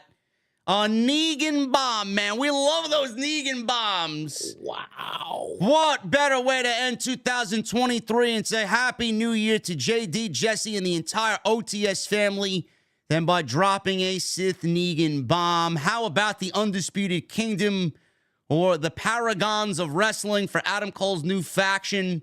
Hopefully 24 will see a major reduction in drama, title belts, and injuries in AEW. End of the line. Hashtag the enemy design. This motherfucker, man. My goodness. You know, Daryl's always got a great wrestling mind, man. He sends me these emails from time to time going over what he would do if he had the pen, and he's really a fucking smart, knowledgeable individual, man. The Undisputed Kingdom, I like it. But you know what? I think at some point AEW trademarked the name Paragon. And I think that's what they may end up going with, the Paragon, or something along those lines. But yeah. They're going to need a name, and I hope that we get some sort of explanation from Adam Cole on Wednesday because we, after all this time now, deserve one.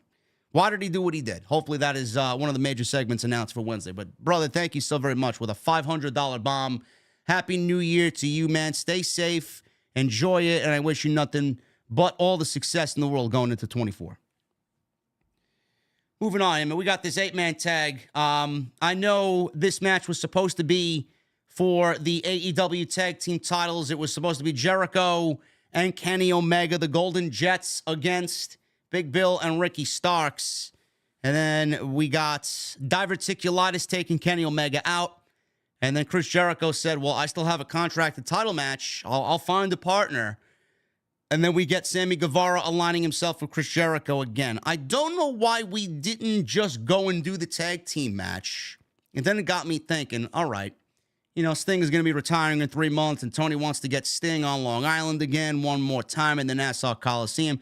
You know, the match itself was fine. It ultimately meant nothing in the grand scheme of things, but this was a Sting appearance on a show in the midst of his retirement run, and that's the only reason why this match even took place on the show, bro. All because of Sting. Pretty much, man. Give Sting what he wants. Yeah. I am all on board. Give Sting what he wants.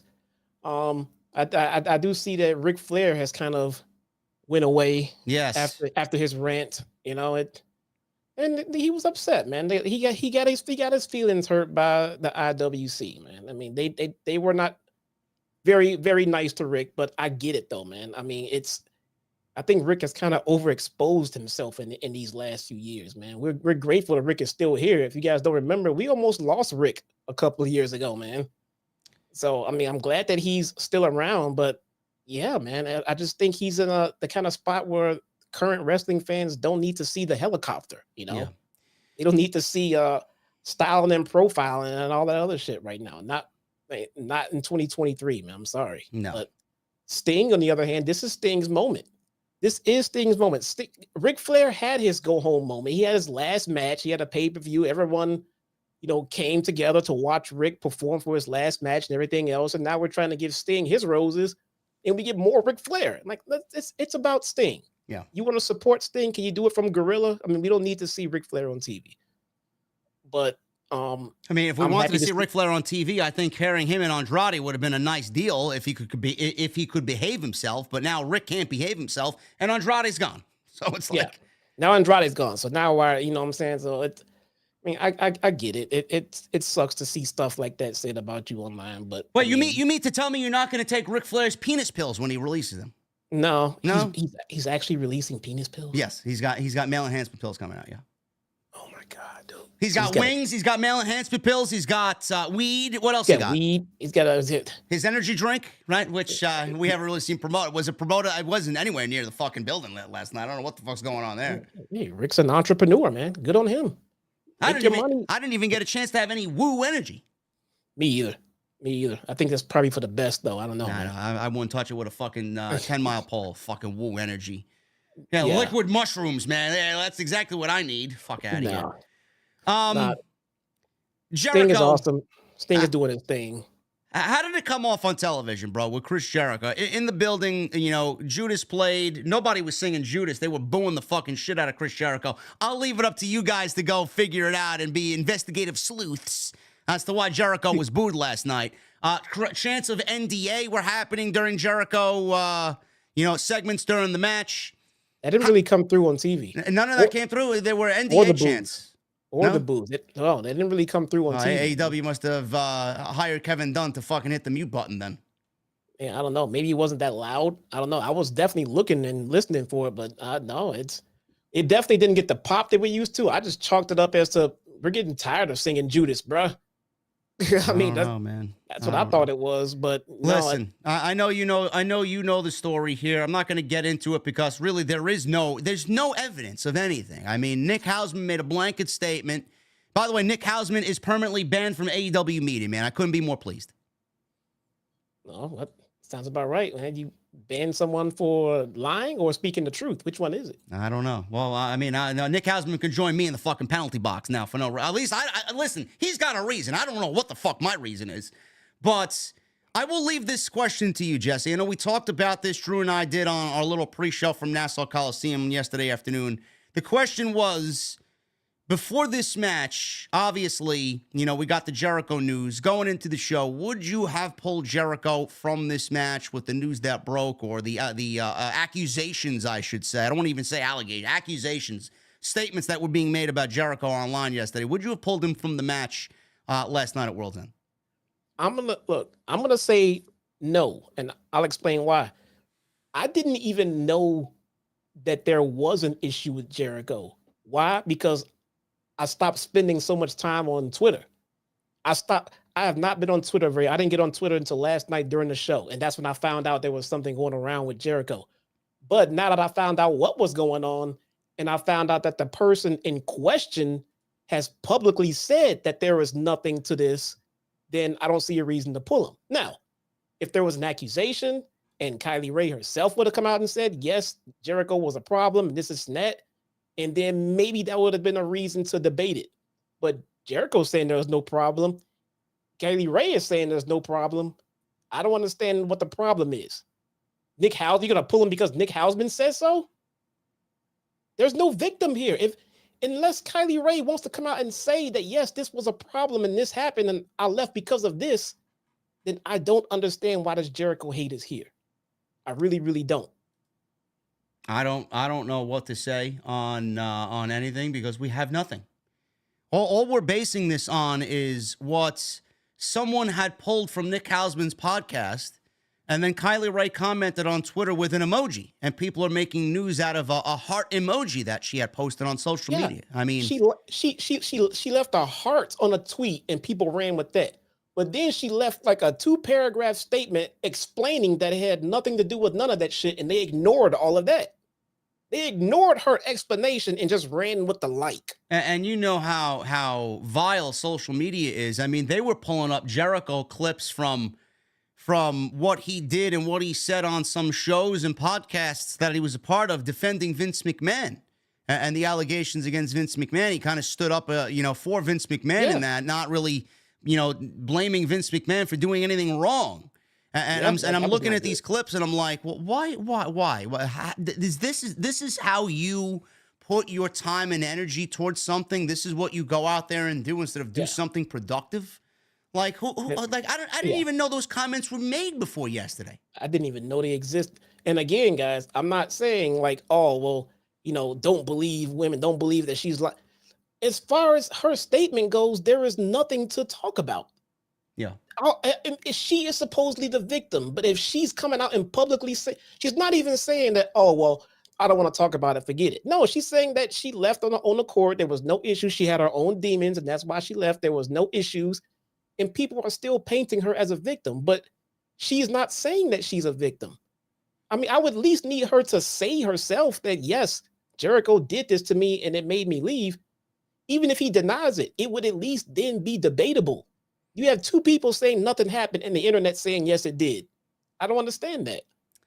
I don't know. I mean, it's none of our business to fucking even talk or report about it because there is zero as far as anything coming out of it. We have nothing but fucking a couple of tweets and a heart emoji. So, I mean, if you guys want to make a big deal about canceling Chris Jericho, this is what Tony Khan had to say about Chris Jericho. He was asked if he was ever under investigation for sexual misconduct. That is Chris Jericho. Tony Khan said he can't speak to unsourced rumors. And they have the best track record for safety, and anyone with a complaint can go to him, he says. That's all he said. I mean, he didn't even, like, there's nothing to even talk about, where the owner of the company basically said, I can't talk about it because it's unsourced rumors on social media. People are saying, well, there's an NDA and she can't speak on it. Okay. If you can't speak on it, then you don't. But that doesn't mean go out there and exonerate them. Well, in my eyes, if there's an NDA, if you signed an NDA, then you're okay with not talking about it. Say nothing. All you have to say is nothing. And if she came out and said that nothing happened, she didn't have to do that. All she had to say was nothing and let the rumors run themselves. Hey, I didn't say shit. So she signed an NDA and then said nothing happened? She signed an NDA, but then publicly said nothing happened. If she signed an NDA and she's bound by it and won't tell her story because of the NDA, then don't say anything. Don't go out there and insinuate that he did nothing. What a fucking circus, man. And you know who I feel the most sorry for? Sammy Guevara. That's who I feel sorry for, because now he's got to fucking be, he's tornadoed into this vortex of bullshit for no reason. They just turned him into a babyface after being aligned with Don Callis. Now he's going to be aligned with Jericho, and he's going to get booted out of the building because he's standing next to a guy that people hate right now with no fucking evidence of anything. That's who I feel sorry for. It's worse than no evidence. Apparently, there's actually no victim. No one is coming forward and saying this happened to me. No Ridiculous. My God, man. You guys are fucking crazy. I tell you, man. It's not even he said, she said. It's a he said, then they both agree. Well, what was the issue here? He made advances towards Kylie Ray. Is that what happened? He like catcalled Kylie Ray. He was interested in. All right. So what is it? The first time in human history where a man fucking made some advances towards a woman? He hit on a woman he hit on a pretty woman. She denied his advances. And did he force himself on her? No. I don't think any allegation said that he tried to come on to her and she said no and he forced himself. Apparently, according to the internet, that she was called to his room for a group meeting, but he was the only one there. He made advances. She said no, and that was it. But then I guess the thing is that she was blackballed and made to leave the company because of her rejecting Jericho. She says that's not true. Jericho says that's not true, but the internet says it does. I don't know, man. It's crazy. I still feel bad for Sammy Guevara. Hopefully he survives this bullshit, because he just got back. He celebrated the birth of his baby girl with Tay, and now he's back to doing what he loves, and now he's got to be fucking sucked into this bullshit because people want to go out there and ruin lives on social media for people that they don't even know. I mean, just cut it out already. Yeah, I don't get it. And again, the NDA thing, I'm not buying it, because if she was bound by NDA to not speak ill of Chris, she didn't have to come out and say nothing happened. All she had to do was say nothing, like the NDA wants her to do. Yeah. Say nothing. And for all the people here that are going to try and cancel Jericho and make it their life's mission to cancel Chris Jericho, I'll tell you what, if you think Tony Khan is going to change plans based on fucking baseless and fucking bullshit rumors by Nick Houseman, that's not going to happen, because the end of this match saw Sammy Guevara pin Ricky Starks. Now, they had a contract already for a title shot. This only further proves that what I said on Wednesday is the direction in which they're going. This is going to obviously lead to them getting a tag team title match. Jericho and Sammy are going to win the tag team titles, and they will be the tag team titles or champions and defend those titles against Sting and Darby Allin at Revolution. That's what I think is going to happen. I don't know if that's such a good idea here for Sting in his retirement match now that Jericho is kind of surrounded in this controversy, but maybe it kind of lessens over the next few weeks. But I do see that's where they're going, Jesse. What do you think of Sammy pinning Ricky Starks, man? Ricky and Big Bill are the tag team champions, and seeing him take a pinfall yesterday was, to me, not very surprising. No, it's not a good idea. I know it's not a good idea. I mean, who are you going to pin? You can't pin Takeshita. Well, I always say, if you're in a situation when you're booking and you don't know who to pin, then chances are you should not be booking the match. Let's start right there. But if we're going to go down the line, you don't want to pin your World Tag Team Champions if you want your World Tag Team Championships to mean anything. So at the end of the day, pick someone else. Yeah. I'm sorry, but pick someone else and don't bury your champions. So we got that match, and Sammy Guevara pins Ricky Starks. Look for a tag team title match to happen eventually in the weeks to come here. Julia Hart, she defended the TBS Championship in a house rules match against Abaddon. She defeated Abaddon here. There were chants of "This is spooky" coming out from the Nassau Coliseum. And Julia and Abaddon, I thought, had a decent little match here. We saw Sky Blue get involved, and she came out from underneath the ropes, and she interfered here. But Julia ends up winning and retaining the championship. Again, she overshot that moonsault. She keeps making the same mistake over and over again. But it was the only real thing that I saw as a miscue in the match. And what I thought, Jesse, otherwise was a decent little TBS championship match here. The story coming in was not interesting to me whatsoever. I mean, they didn't have any dialogue at all. I mean, how could you build a feud with no fucking dialogue for the last 4 weeks? It's like ridiculous. Like, how am I supposed to care if I don't hear words coming out of these women's mouths? So we got Julia. She's, again, one of the breakout stars of the year, doing excellent work. Sky Blue's aligned. I do feel that Sky Blue is being primed and ready for a TBS title run. She's eventually going to overtake Julia in some jealousy angle. But how'd you feel about this match with Abaddon? So I think the best part about the match was the crowd saying, "This is spooky." I thought that was fucking awesome. So you didn't care for the match at all? All right, look, man. I think, like I said before, I think Abaddon has made leaps and bounds to get better in the ring and to work on her look and gimmick, and I don't want that to fall to the wayside. Yeah. I think Julia Hart, and I'm on record saying this, since watching her on Dark and Elevations, Julia Hart has transformed herself and gotten so much better in the ring, and she absolutely deserves the spot that she's in right now.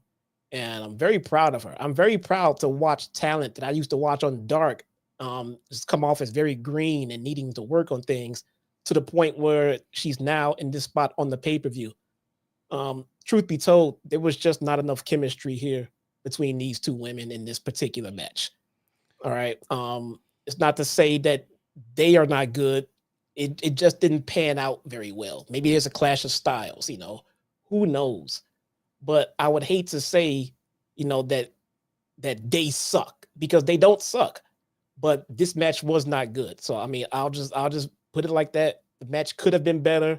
Maybe the chemistry was off. Maybe it was a dead spot. I don't know, but I just couldn't. It never got out of first gear for me. So I'm not sure, but I'll stick to what I was saying. I'm liking what I'm seeing from Abaddon, and I'm very proud of how far Julia Hart has come. It's just this match particularly didn't click for me. Yeah, I can't really shit on the work Abaddon's done. I mean, I'm not a fan. I'll openly admit that, but I really appreciate, from my vantage point, that she shed the impervious to pain shit that she used to do, and she's acting a little bit more humanized out there instead of some fucking creature from the abyss type of character. Yeah. I like that. A little bit more humanization on the character itself. It's going to go a long way into making that character feel a little bit more organic to the fans. But, it honestly did feel like a Rampage match, to be honest with you. Matches like this, where there's barely any story, should not be on a pay-per-view. I'm sorry. Pay-per-view matches should be for the best of the best and for the top of the top. It doesn't fall into that category. So we need to do better next year. And we need to start building these pay-per-views up with the most important things on your show. And right now, the TBS Championship is not a part of that, unfortunately. I will say, though, Julia's entrance live is amazing. It's probably one of the best entrances in AEW. Yeah, I like what they're doing with that gimmick with her, man. It seems that they have plans to move her up the card, maybe even become the face of the women's division at some point. Who knows? I could see it. Absolutely. The Abaddon chemistry just wasn't there, though. This match did. I'm sure that even they would think that the match didn't get to the pace that they would have liked it to get. Yeah. Now, up until this point, the pay-per-view honestly, to me, it didn't feel like a pay-per-view. It felt like more like I was at a TV taping of sorts. Then we get Adam Copeland and Christian Cage for the TNT title. And this, obviously, rich in story. They were building this over the last few months here. And this just took the crowd into an absolute frenzy. It finally felt like we were at the show. Now the show can begin type of deal. That's the type of vibe that I got in the arena last night. And this was easily the best thing on the entire night. In my honest opinion, these two had a fucking war. And Jesse and I already talked about this before in the open because it was definitely at the top of the things we wanted to talk about. So we're not going to spend too much time on this. But Adam Copeland and Christian Cage had a war here. And the story is that Cage and his patriarchy right now are under his thumb. You know, there's a cult-like attitude here, brainwashing of Luchasaurus, brainwashing of Nick Wayne, and even Shayna Wayne here, where at some point it's all going to end up falling apart for Christian Cage, and the prophecies of Adam Copeland and what he talked about are going to happen, and Christian's going to lose everything, and it's going to be, you know, the loss of his TNT title. But that's where they're going with this. But it all came crashing down on Adam Copeland when he did win the TNT title for a momentary second here. And then Killswitch comes out, Luchasaurus, and he gave up his TNT title contract to cash in on Copeland. He wanted to win the title, but the brainwashed Luchasaurus, Killswitch, gave the contract to Christian Cage, and Christian ended up regaining the TNT title. And Adam Copeland is a former TNT champion, probably the shortest in company history. Jesse and I talked about this. We loved how this played out. We have absolutely no problems with the way this played out because we wanted Copeland to win, but we didn't want to see Christian without the championship. And Tony Khan managed to really play into that and book this one perfectly. This was probably his 2 thumbs up moment of the show, man. Yeah, this was awesome, man. It definitely brought. I even texted you that night. It felt like from here through the rest of the night, they did so much to make the pay-per-view worth it. You know, everything before this was kind of hit or miss, mostly miss, but everything went up to another level when Copeland and Christian came out.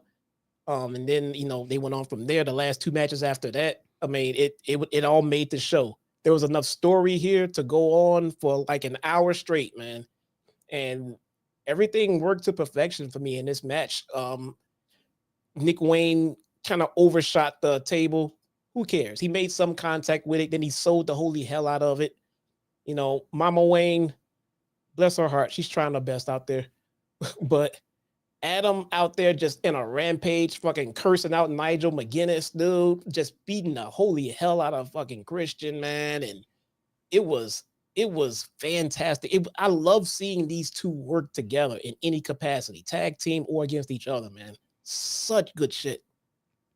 Yeah, this was great stuff. There was kendo sticks, there were ladders, there was flaming tables, there was a great in-crowd spot where Copeland jumped off the mezzanine right in my section, right on top of Christian Cage. Crowd was going ballistic. What an awesome sight. Made everything worth it. And this was easily the best match of the night. Now, Christian pulled out the table and pulled out lighter fluid with Nick and sprayed the table. Nick lit the table on fire, but Cage told Copeland to go F himself, but Copeland dodged and fought off Nick, having to relight the table, and he powerbombed, or at least tried to powerbomb Nick through it. He didn't go through the table, but he did catch the very tip of the table. He still got burnt, and he was rolling around on the floor. And back in the ring, Copeland avoided a belt shot by Cage, hit a low blow, and Killswitch to win the title. That's when Luchasaurus came out and tried to cash in, only to have that title shot taken away from him by Christian Cage, who ended up spearing Copeland and regaining the championship in a shock moment. Awesome stuff. We'll probably end up getting a match number 3 at Revolution.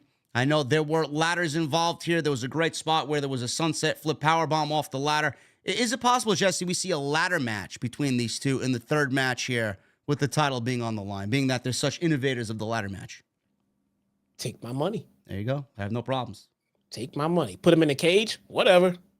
Ladder match. Okay. Yep. Take my money, man. Where we see an overabundance of ladder matches in various promotions, I think this one would make sense. I think if we're going to do ladder matches right and start off the year with a ladder match, that one should be it. So we'll see what happens there. Eddie Kingston defeated Jon Moxley in the Continental Classic final to win the AEW Triple Crown here. I enjoyed what these two guys did. I will say the tournament has been a resounding success. I think Eddie Kingston's story was one that was rich with story and emotion, and I love the way that it all played out. If you have a problem with Eddie Kingston winning the tournament and Jon Moxley being there to help get his friend over, then I think you need to go find a different fucking show to watch. I know it didn't sit well with us with Swerve not winning the tournament or being in the finals or Jay White not being there or Bryan Danielson or whoever else you wanted to win the tournament. But Eddie Kingston and Jon Moxley, as we sat with it, Jesse, it just was the right decision. And nobody should have a problem with it. The match itself, I don't know how it came off on TV, but correct me if I'm wrong. The matches in the tournament were rich with pro wrestling. Yeah. This match honestly didn't feel like it was even a part of the tournament because they went out there and had a New York-style fight. It did not even resemble what was in the tournament. Like, we had fucking match of the year bangers with Danielson and Swerve and Jay White in there. This was not a wrestling match. This was a fight. So it differentiated itself from being something different than what we got in the tournament. Yeah, dude. Swerve is a made man. Jay White, he doesn't need the boost. He's also a made man. Same for Moxley, same for Bryan. This tournament was built around moving Eddie Kingston up the ladder, and it succeeded. You know, it kind of warmed my heart to watch Bryan and Moxley out there put their friend over to help him move up to where they are in the company. And no one in this tournament needed this win more than Eddie Kingston, man. So I was here for it. I mean, I loved it. I loved everything about it. The underdog. Everyone loves a good underdog. You know, he came back from 2 losses and everything else. And watching Mox out there, you know, work his ass off and beat the shit out of his friend to help put him over to become the champion, man. It just felt like a heartwarming moment. And then they hugged it out at the end. That even solidified it right there, man. That was pro wrestling at its very best for me. I loved it. The hug at the end really made the entire tournament just say, you know what? They did right by this tournament and Eddie Kingston. Eddie Kingston is the perfect personification, the perfect flag bearer for what you wanted in an inaugural tournament. He's now the AEW Continental Champion.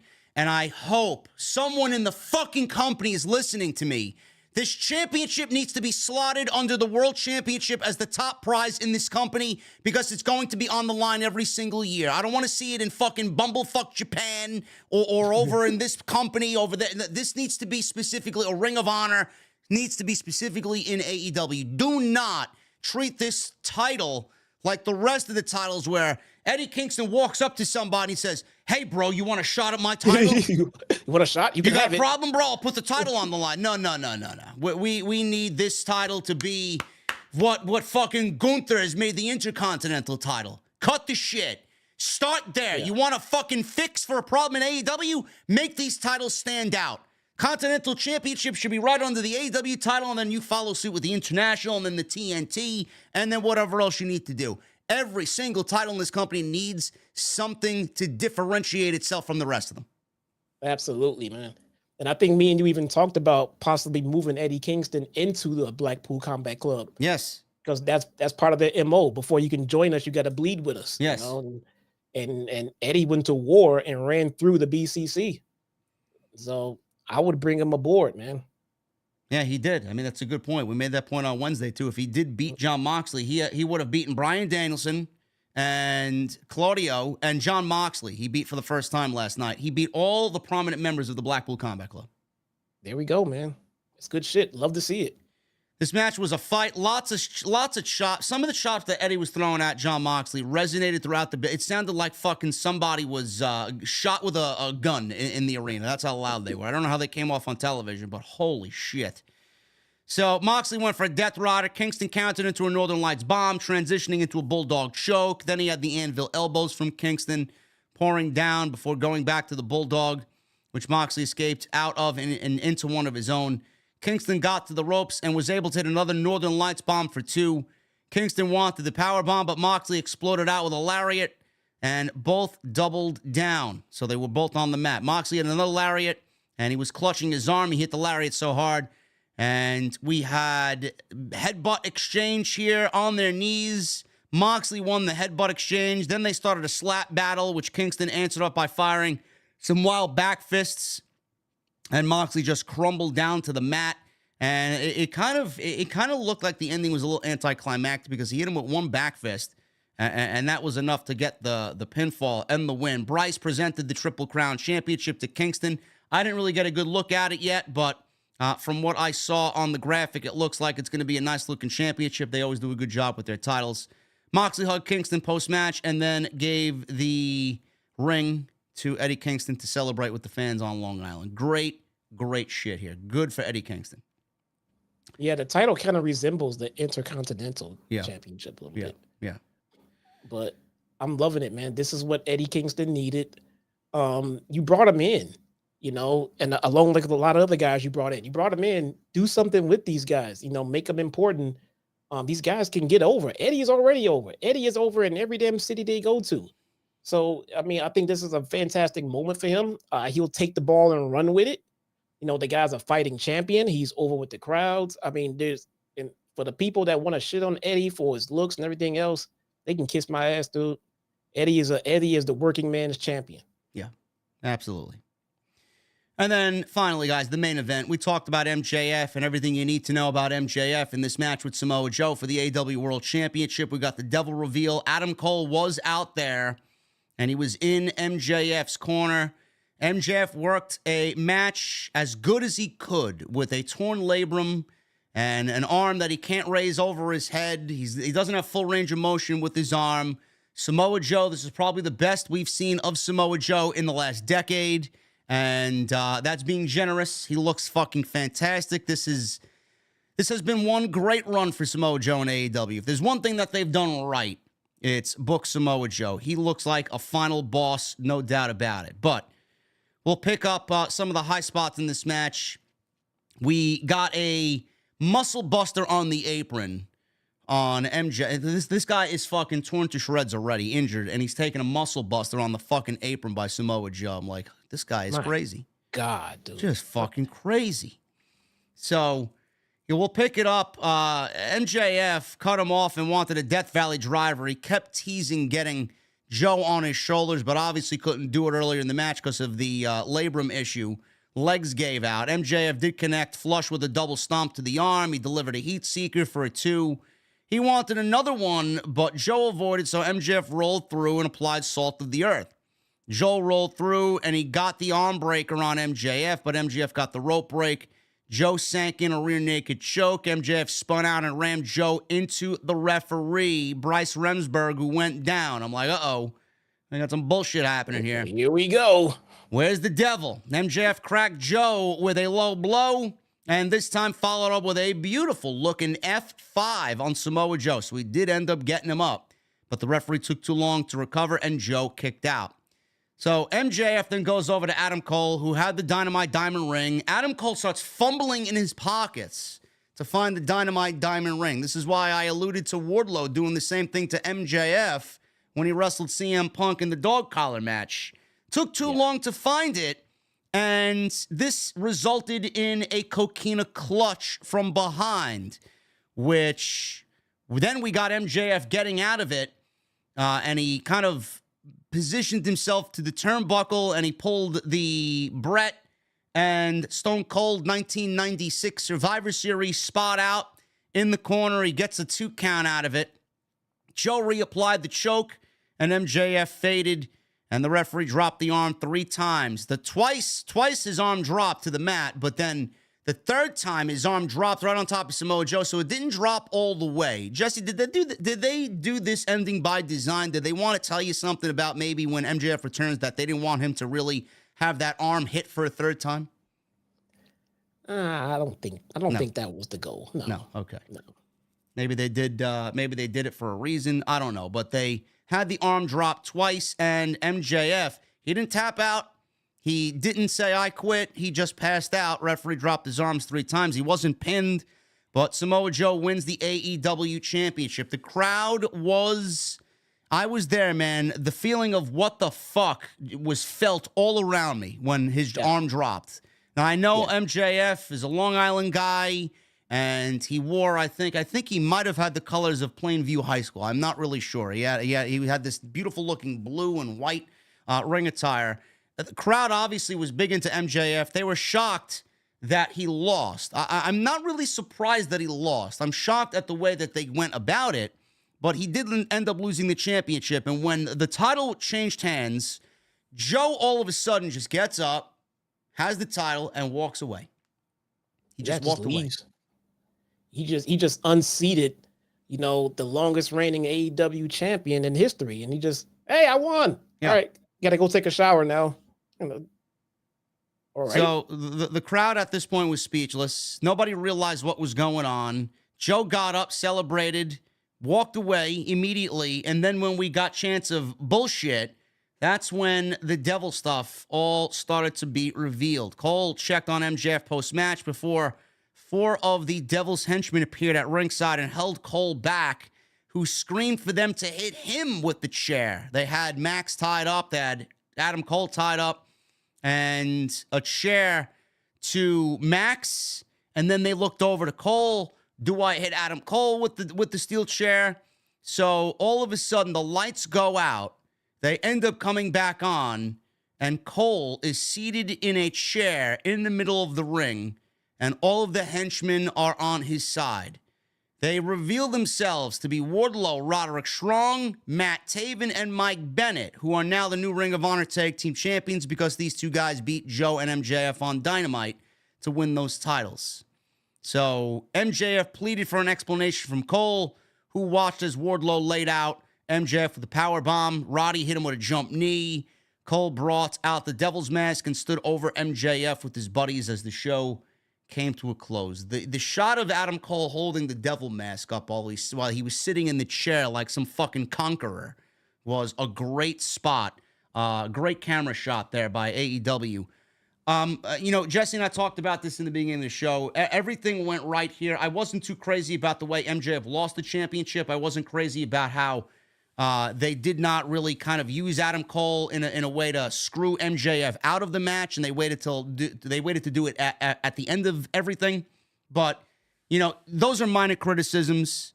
And MJF is injured, and Adam Cole is the devil, and we got the henchmen being revealed as those 4 guys. You can't, like you said, Jess, you can't complain about it. You can't do it. You can't, man. Sometimes simplicity is what's best. Yeah. And it was always built up to be Adam Cole. You can tell from the get-go, the devil was always meant to be Adam Cole. I'm just glad they didn't divert and change direction when Cole got hurt. They stuck with it, and how they're gonna carry it out going forward, we'll find out with Cole's injury.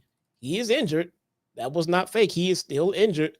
But with that injury, he can come out with a microphone and explain every fucking thing. He can control his stable and operate everything from a microphone and everything else until he's ready to get back into the ring. Yeah. It had to be Adam Cole. There was no one else there. The reveal did not go the way that everyone wanted it individually, which to me just signifies the internet wrestling fucking community, man. It's like no one will ever be happy about it. There is never one consensus happiness about one thing. There's always a large group of people who won't like something. Yeah. But for me, if it was completely god awful, then it's time to shit on it. But if it was fine, it just didn't go the way that you would have done it, it's fine. It's fine. Let's see what they do in the aftermath of it. This is gonna be clearly a major storyline going into 2024. So let's see how they play it out. I think the big question is are we gonna get MJF early on into the year? Yeah, I don't know.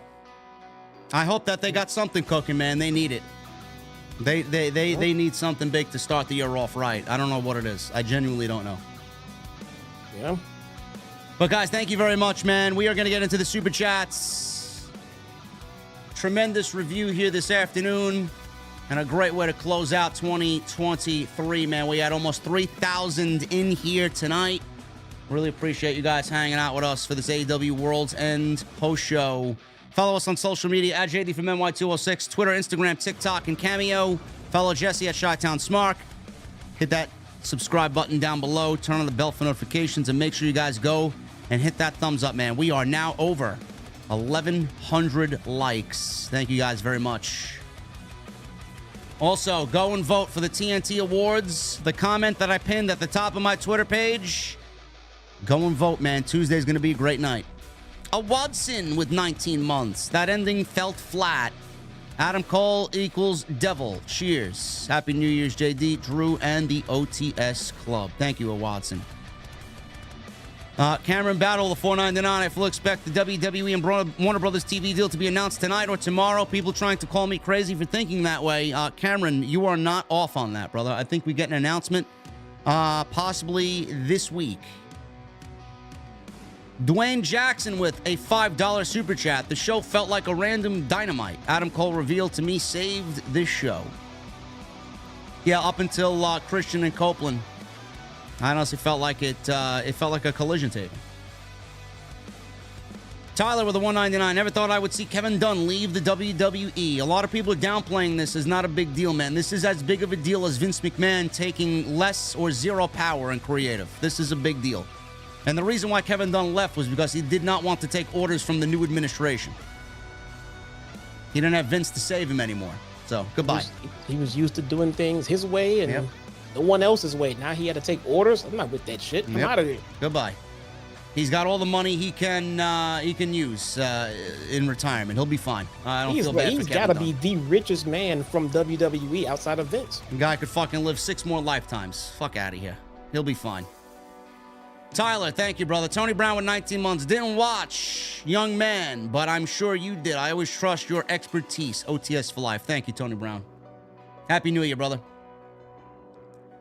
JP5150 with 39 months. Well, the end of the pay-per-view was disheartening, to say the least, but it was entertaining for the most part. Cheers to a better 24 for OTS. Hashtag New Year. Thank you, brother, and Happy New Year to you as well. Thank you for 39 months. Yes, Kevin Dunn leaving means less chaotic camera cuts. Yeah, even though we haven't really had a problem with that lately. Moretz with 19 months. No message. Thank you, Moretz. Johnny with 8 months. He says, JD, you the best. Thank you, Johnny. Dron54 becomes a new member. Dron, thank you, man. Bujar Gashi with a super chat. He says, hey, JD, love your show. I've been with you for 10 years now. I hope you have a happy new year. Love from Albania. Bujar, thank you, brother. Wow. Happy New Year, man. OTS spans worldwide. Tribal Chief with a 2. Terrible ending to the Devil story. It's for life. We gotta wait till Adam. Oh, it wasn't terrible. Terrible. And we gotta wait till Adam Cole's explanation. I'm here. I want to hear a great explanation. And Adam Cole is, he's great at what he does, so I trust him. Fickle. Yeah. Black Wolf with a 10. Great meeting you yesterday, JD. Had a lot of fun at the show. And I'd spent an hour walking through Long Island, but all worth it. I saw MJF's reign start at Full Gear and end at World's End. Gotta love it. Black Wolf, thank you for coming out, brother. It was good meeting you, too. And shout out to my guy, Trevor, who got me the beautiful new Braves hat that I'm wearing today, the 2021 World Championship cap.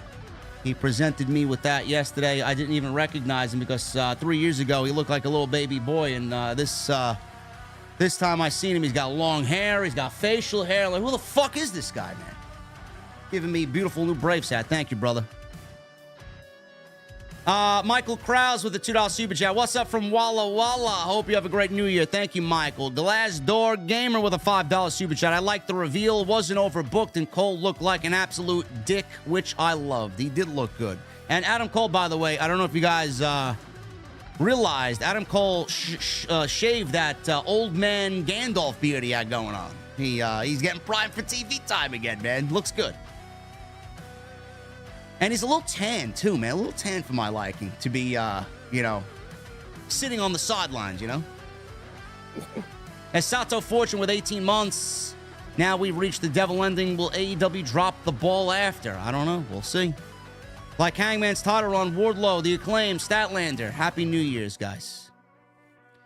Michelle with a 10. I hope MJF comes back as eventual psycho babyface. And I guess our first feud with Cole and company will be with Hangman and the Bang Bang Gang since Cole attacked Jay White. I bet Darby feuds with Don Callis and company. MJF coming back as a tweener babyface, the likes of Stone Cold Steve Austin, is the way to go. Krauser with the $2 super chat. This pay-per-view was pretty rough to watch. Like I said, man, it didn't really kick into that the next gear until Copeland and Christian came out. Prodigy with the 28 months. Love the tournament overall. Still think Swerve should have won the C2 and beat MJF. As for the Mystery Star Monday, any guesses? Have a great New Year's Eve. I talked about this on a stream on Saturday. I think we could even look at Batista, Stone Cold, Big E, Brock Lesnar. For all we know, it may be Andrade. Who the fuck knows? Batista said he is absolutely never returning to pro wrestling. Okay. Well, even if for the Hall of Fame? He said every time that there's a rumor about someone coming up and he's mentioned, he said he just cringes and he doesn't understand wrestling fans. He is not coming back, per his words. Even for the Hall of Fame? I don't know. I'm just telling you what the man said. I heard him say it out of his own mouth. Huh. All right. No. So no Batista tomorrow. Joseph Gonzalez with a $4.99. The purpose of the Devil Group was to take everything away from MJF. Now that they have done that already, what's their purpose now? The world title. Adam Cole wants the world title.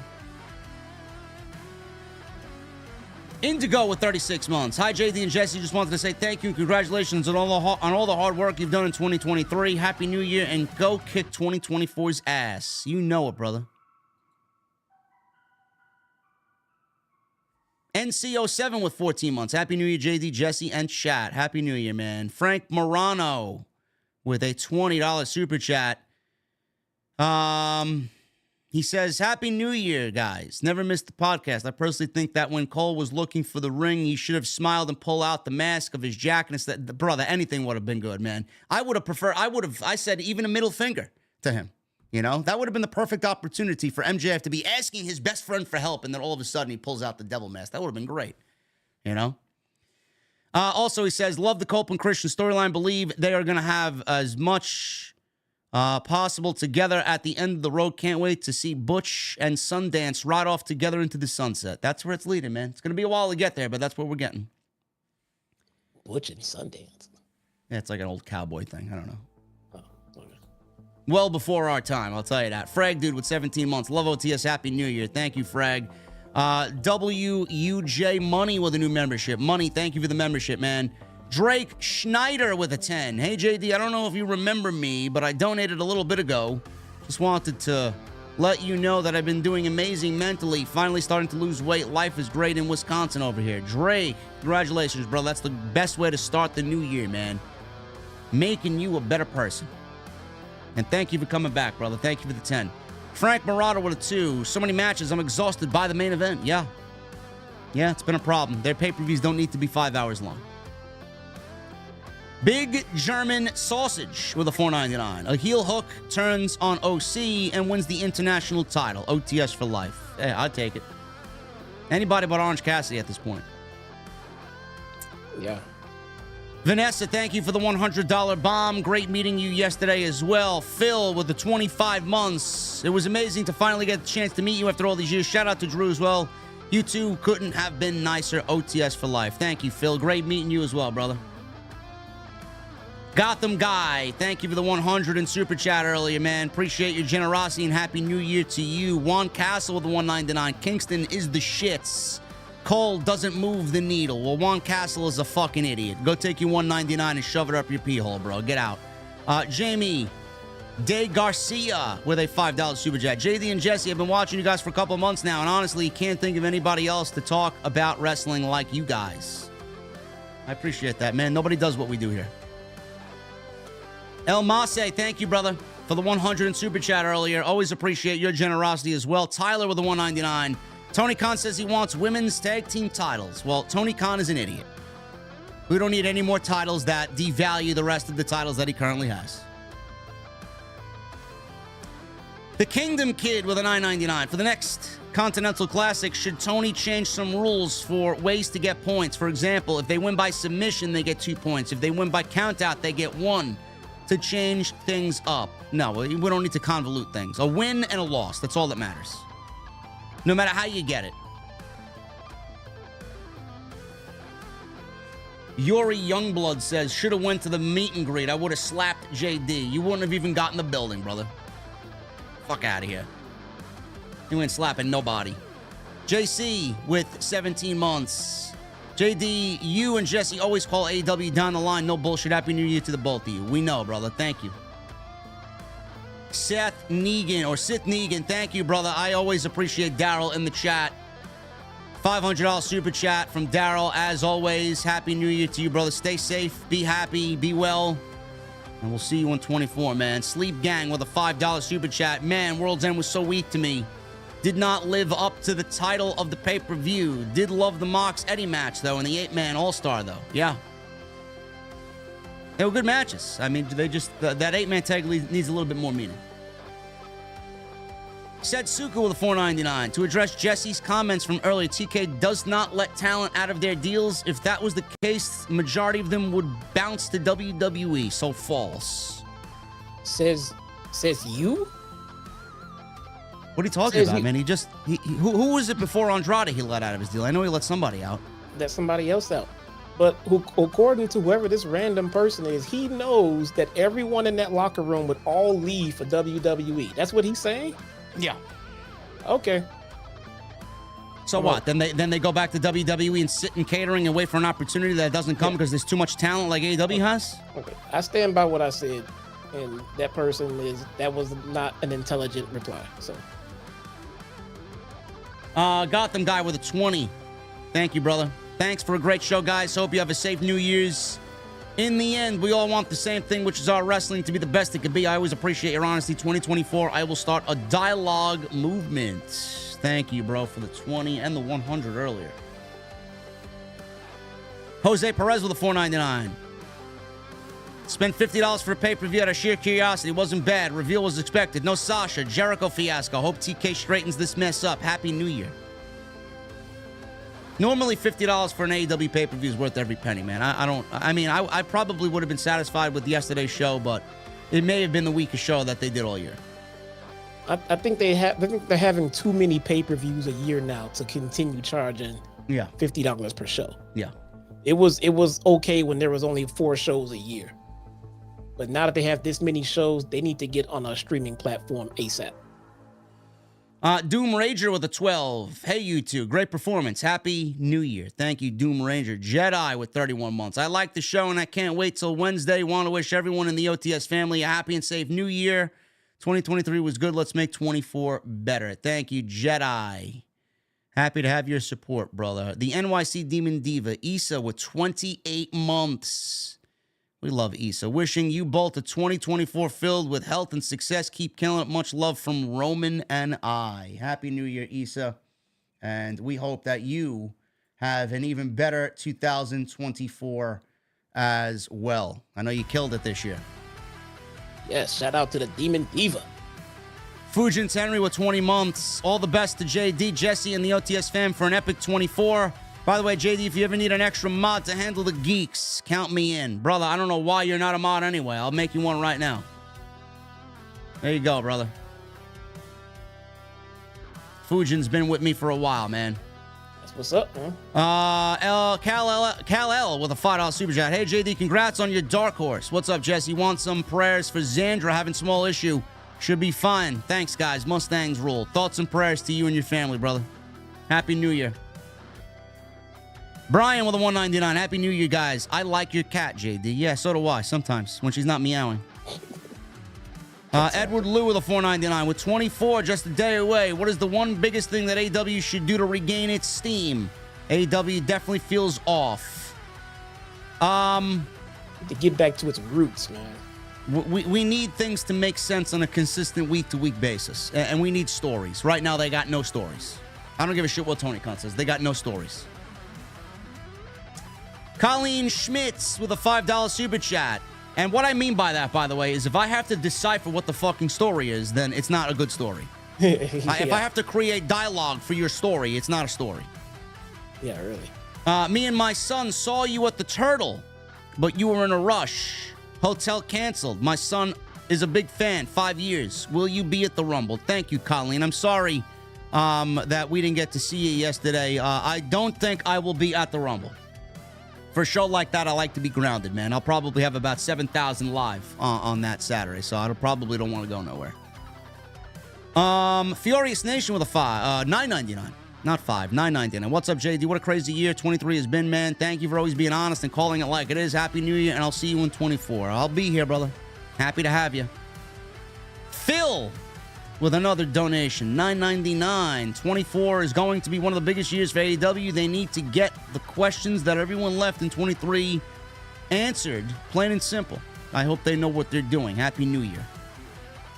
Yeah, man, I don't really have trust in Tony Khan right now, honestly. I have little faith in what he's doing right now. You know?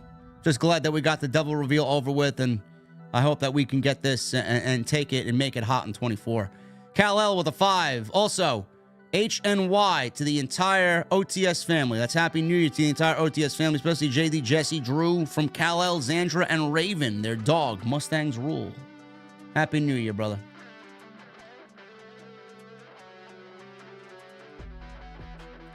And then Kelly with a $4.99. Rock on, JD and OTS family. Already 24 here in Tokyo. Enjoying a mango seltzer this beautiful overnight. Cheers. Happy New Year. OTS worldwide.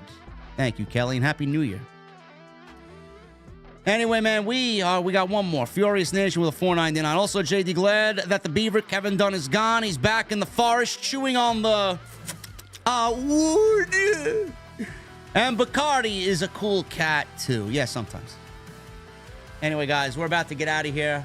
Jesse, do you have anything to say before we get out of here for the folks for New Year's? I do not, man. No. Thanks everyone for. I do actually. So, thanks for everybody for being here. Again, January 13th is when I'm looking to relaunch everything. I have been going through, and JD is aware of this. I have been going through some personal medical issues. That's why I've been a little bit absent. But things are looking better. Things are getting better, and I will be back in stronger next year. Look out for that, man. He's got some plans coming. Mike43 with a $2 super chat. 2024 going to be wild. Happy New Year. Thank you, Mike43. Guys, thank you for a tremendous stream. It's probably going to take me fucking 18 hours to get this shit monetized, being that we went 2 hours and 49 minutes here. But we're happy that we closed out the year with a banger stream. If you enjoyed it, please continue to hit that thumbs up and support. Hit that subscribe button down below and turn on the bell for notifications. Thank you for the super chats tonight, man. You guys killed it. And I will be back. I can't wait to be live tomorrow night, man. It's going to be a great show. Day 1 Raw. What does Triple H have cooking on Monday night, man, as we now finally build towards the Royal Rumble. Can't wait. I'll be live tomorrow night, live Tuesday, live Wednesday, and we got a bunch of content coming next week, and we're going to kick the new year off right, man. So thank you guys very much for all of your support here on the channel. Follow me on social media at JDfromNY206. Follow Jesse at Shottown Smark. Go subscribe to his YouTube channel, link down below as well. And all that good shit, guys. Thank you for a great stream, and we will see you tomorrow night on Day 1, Monday Night Raw on OTS. We'll see you later.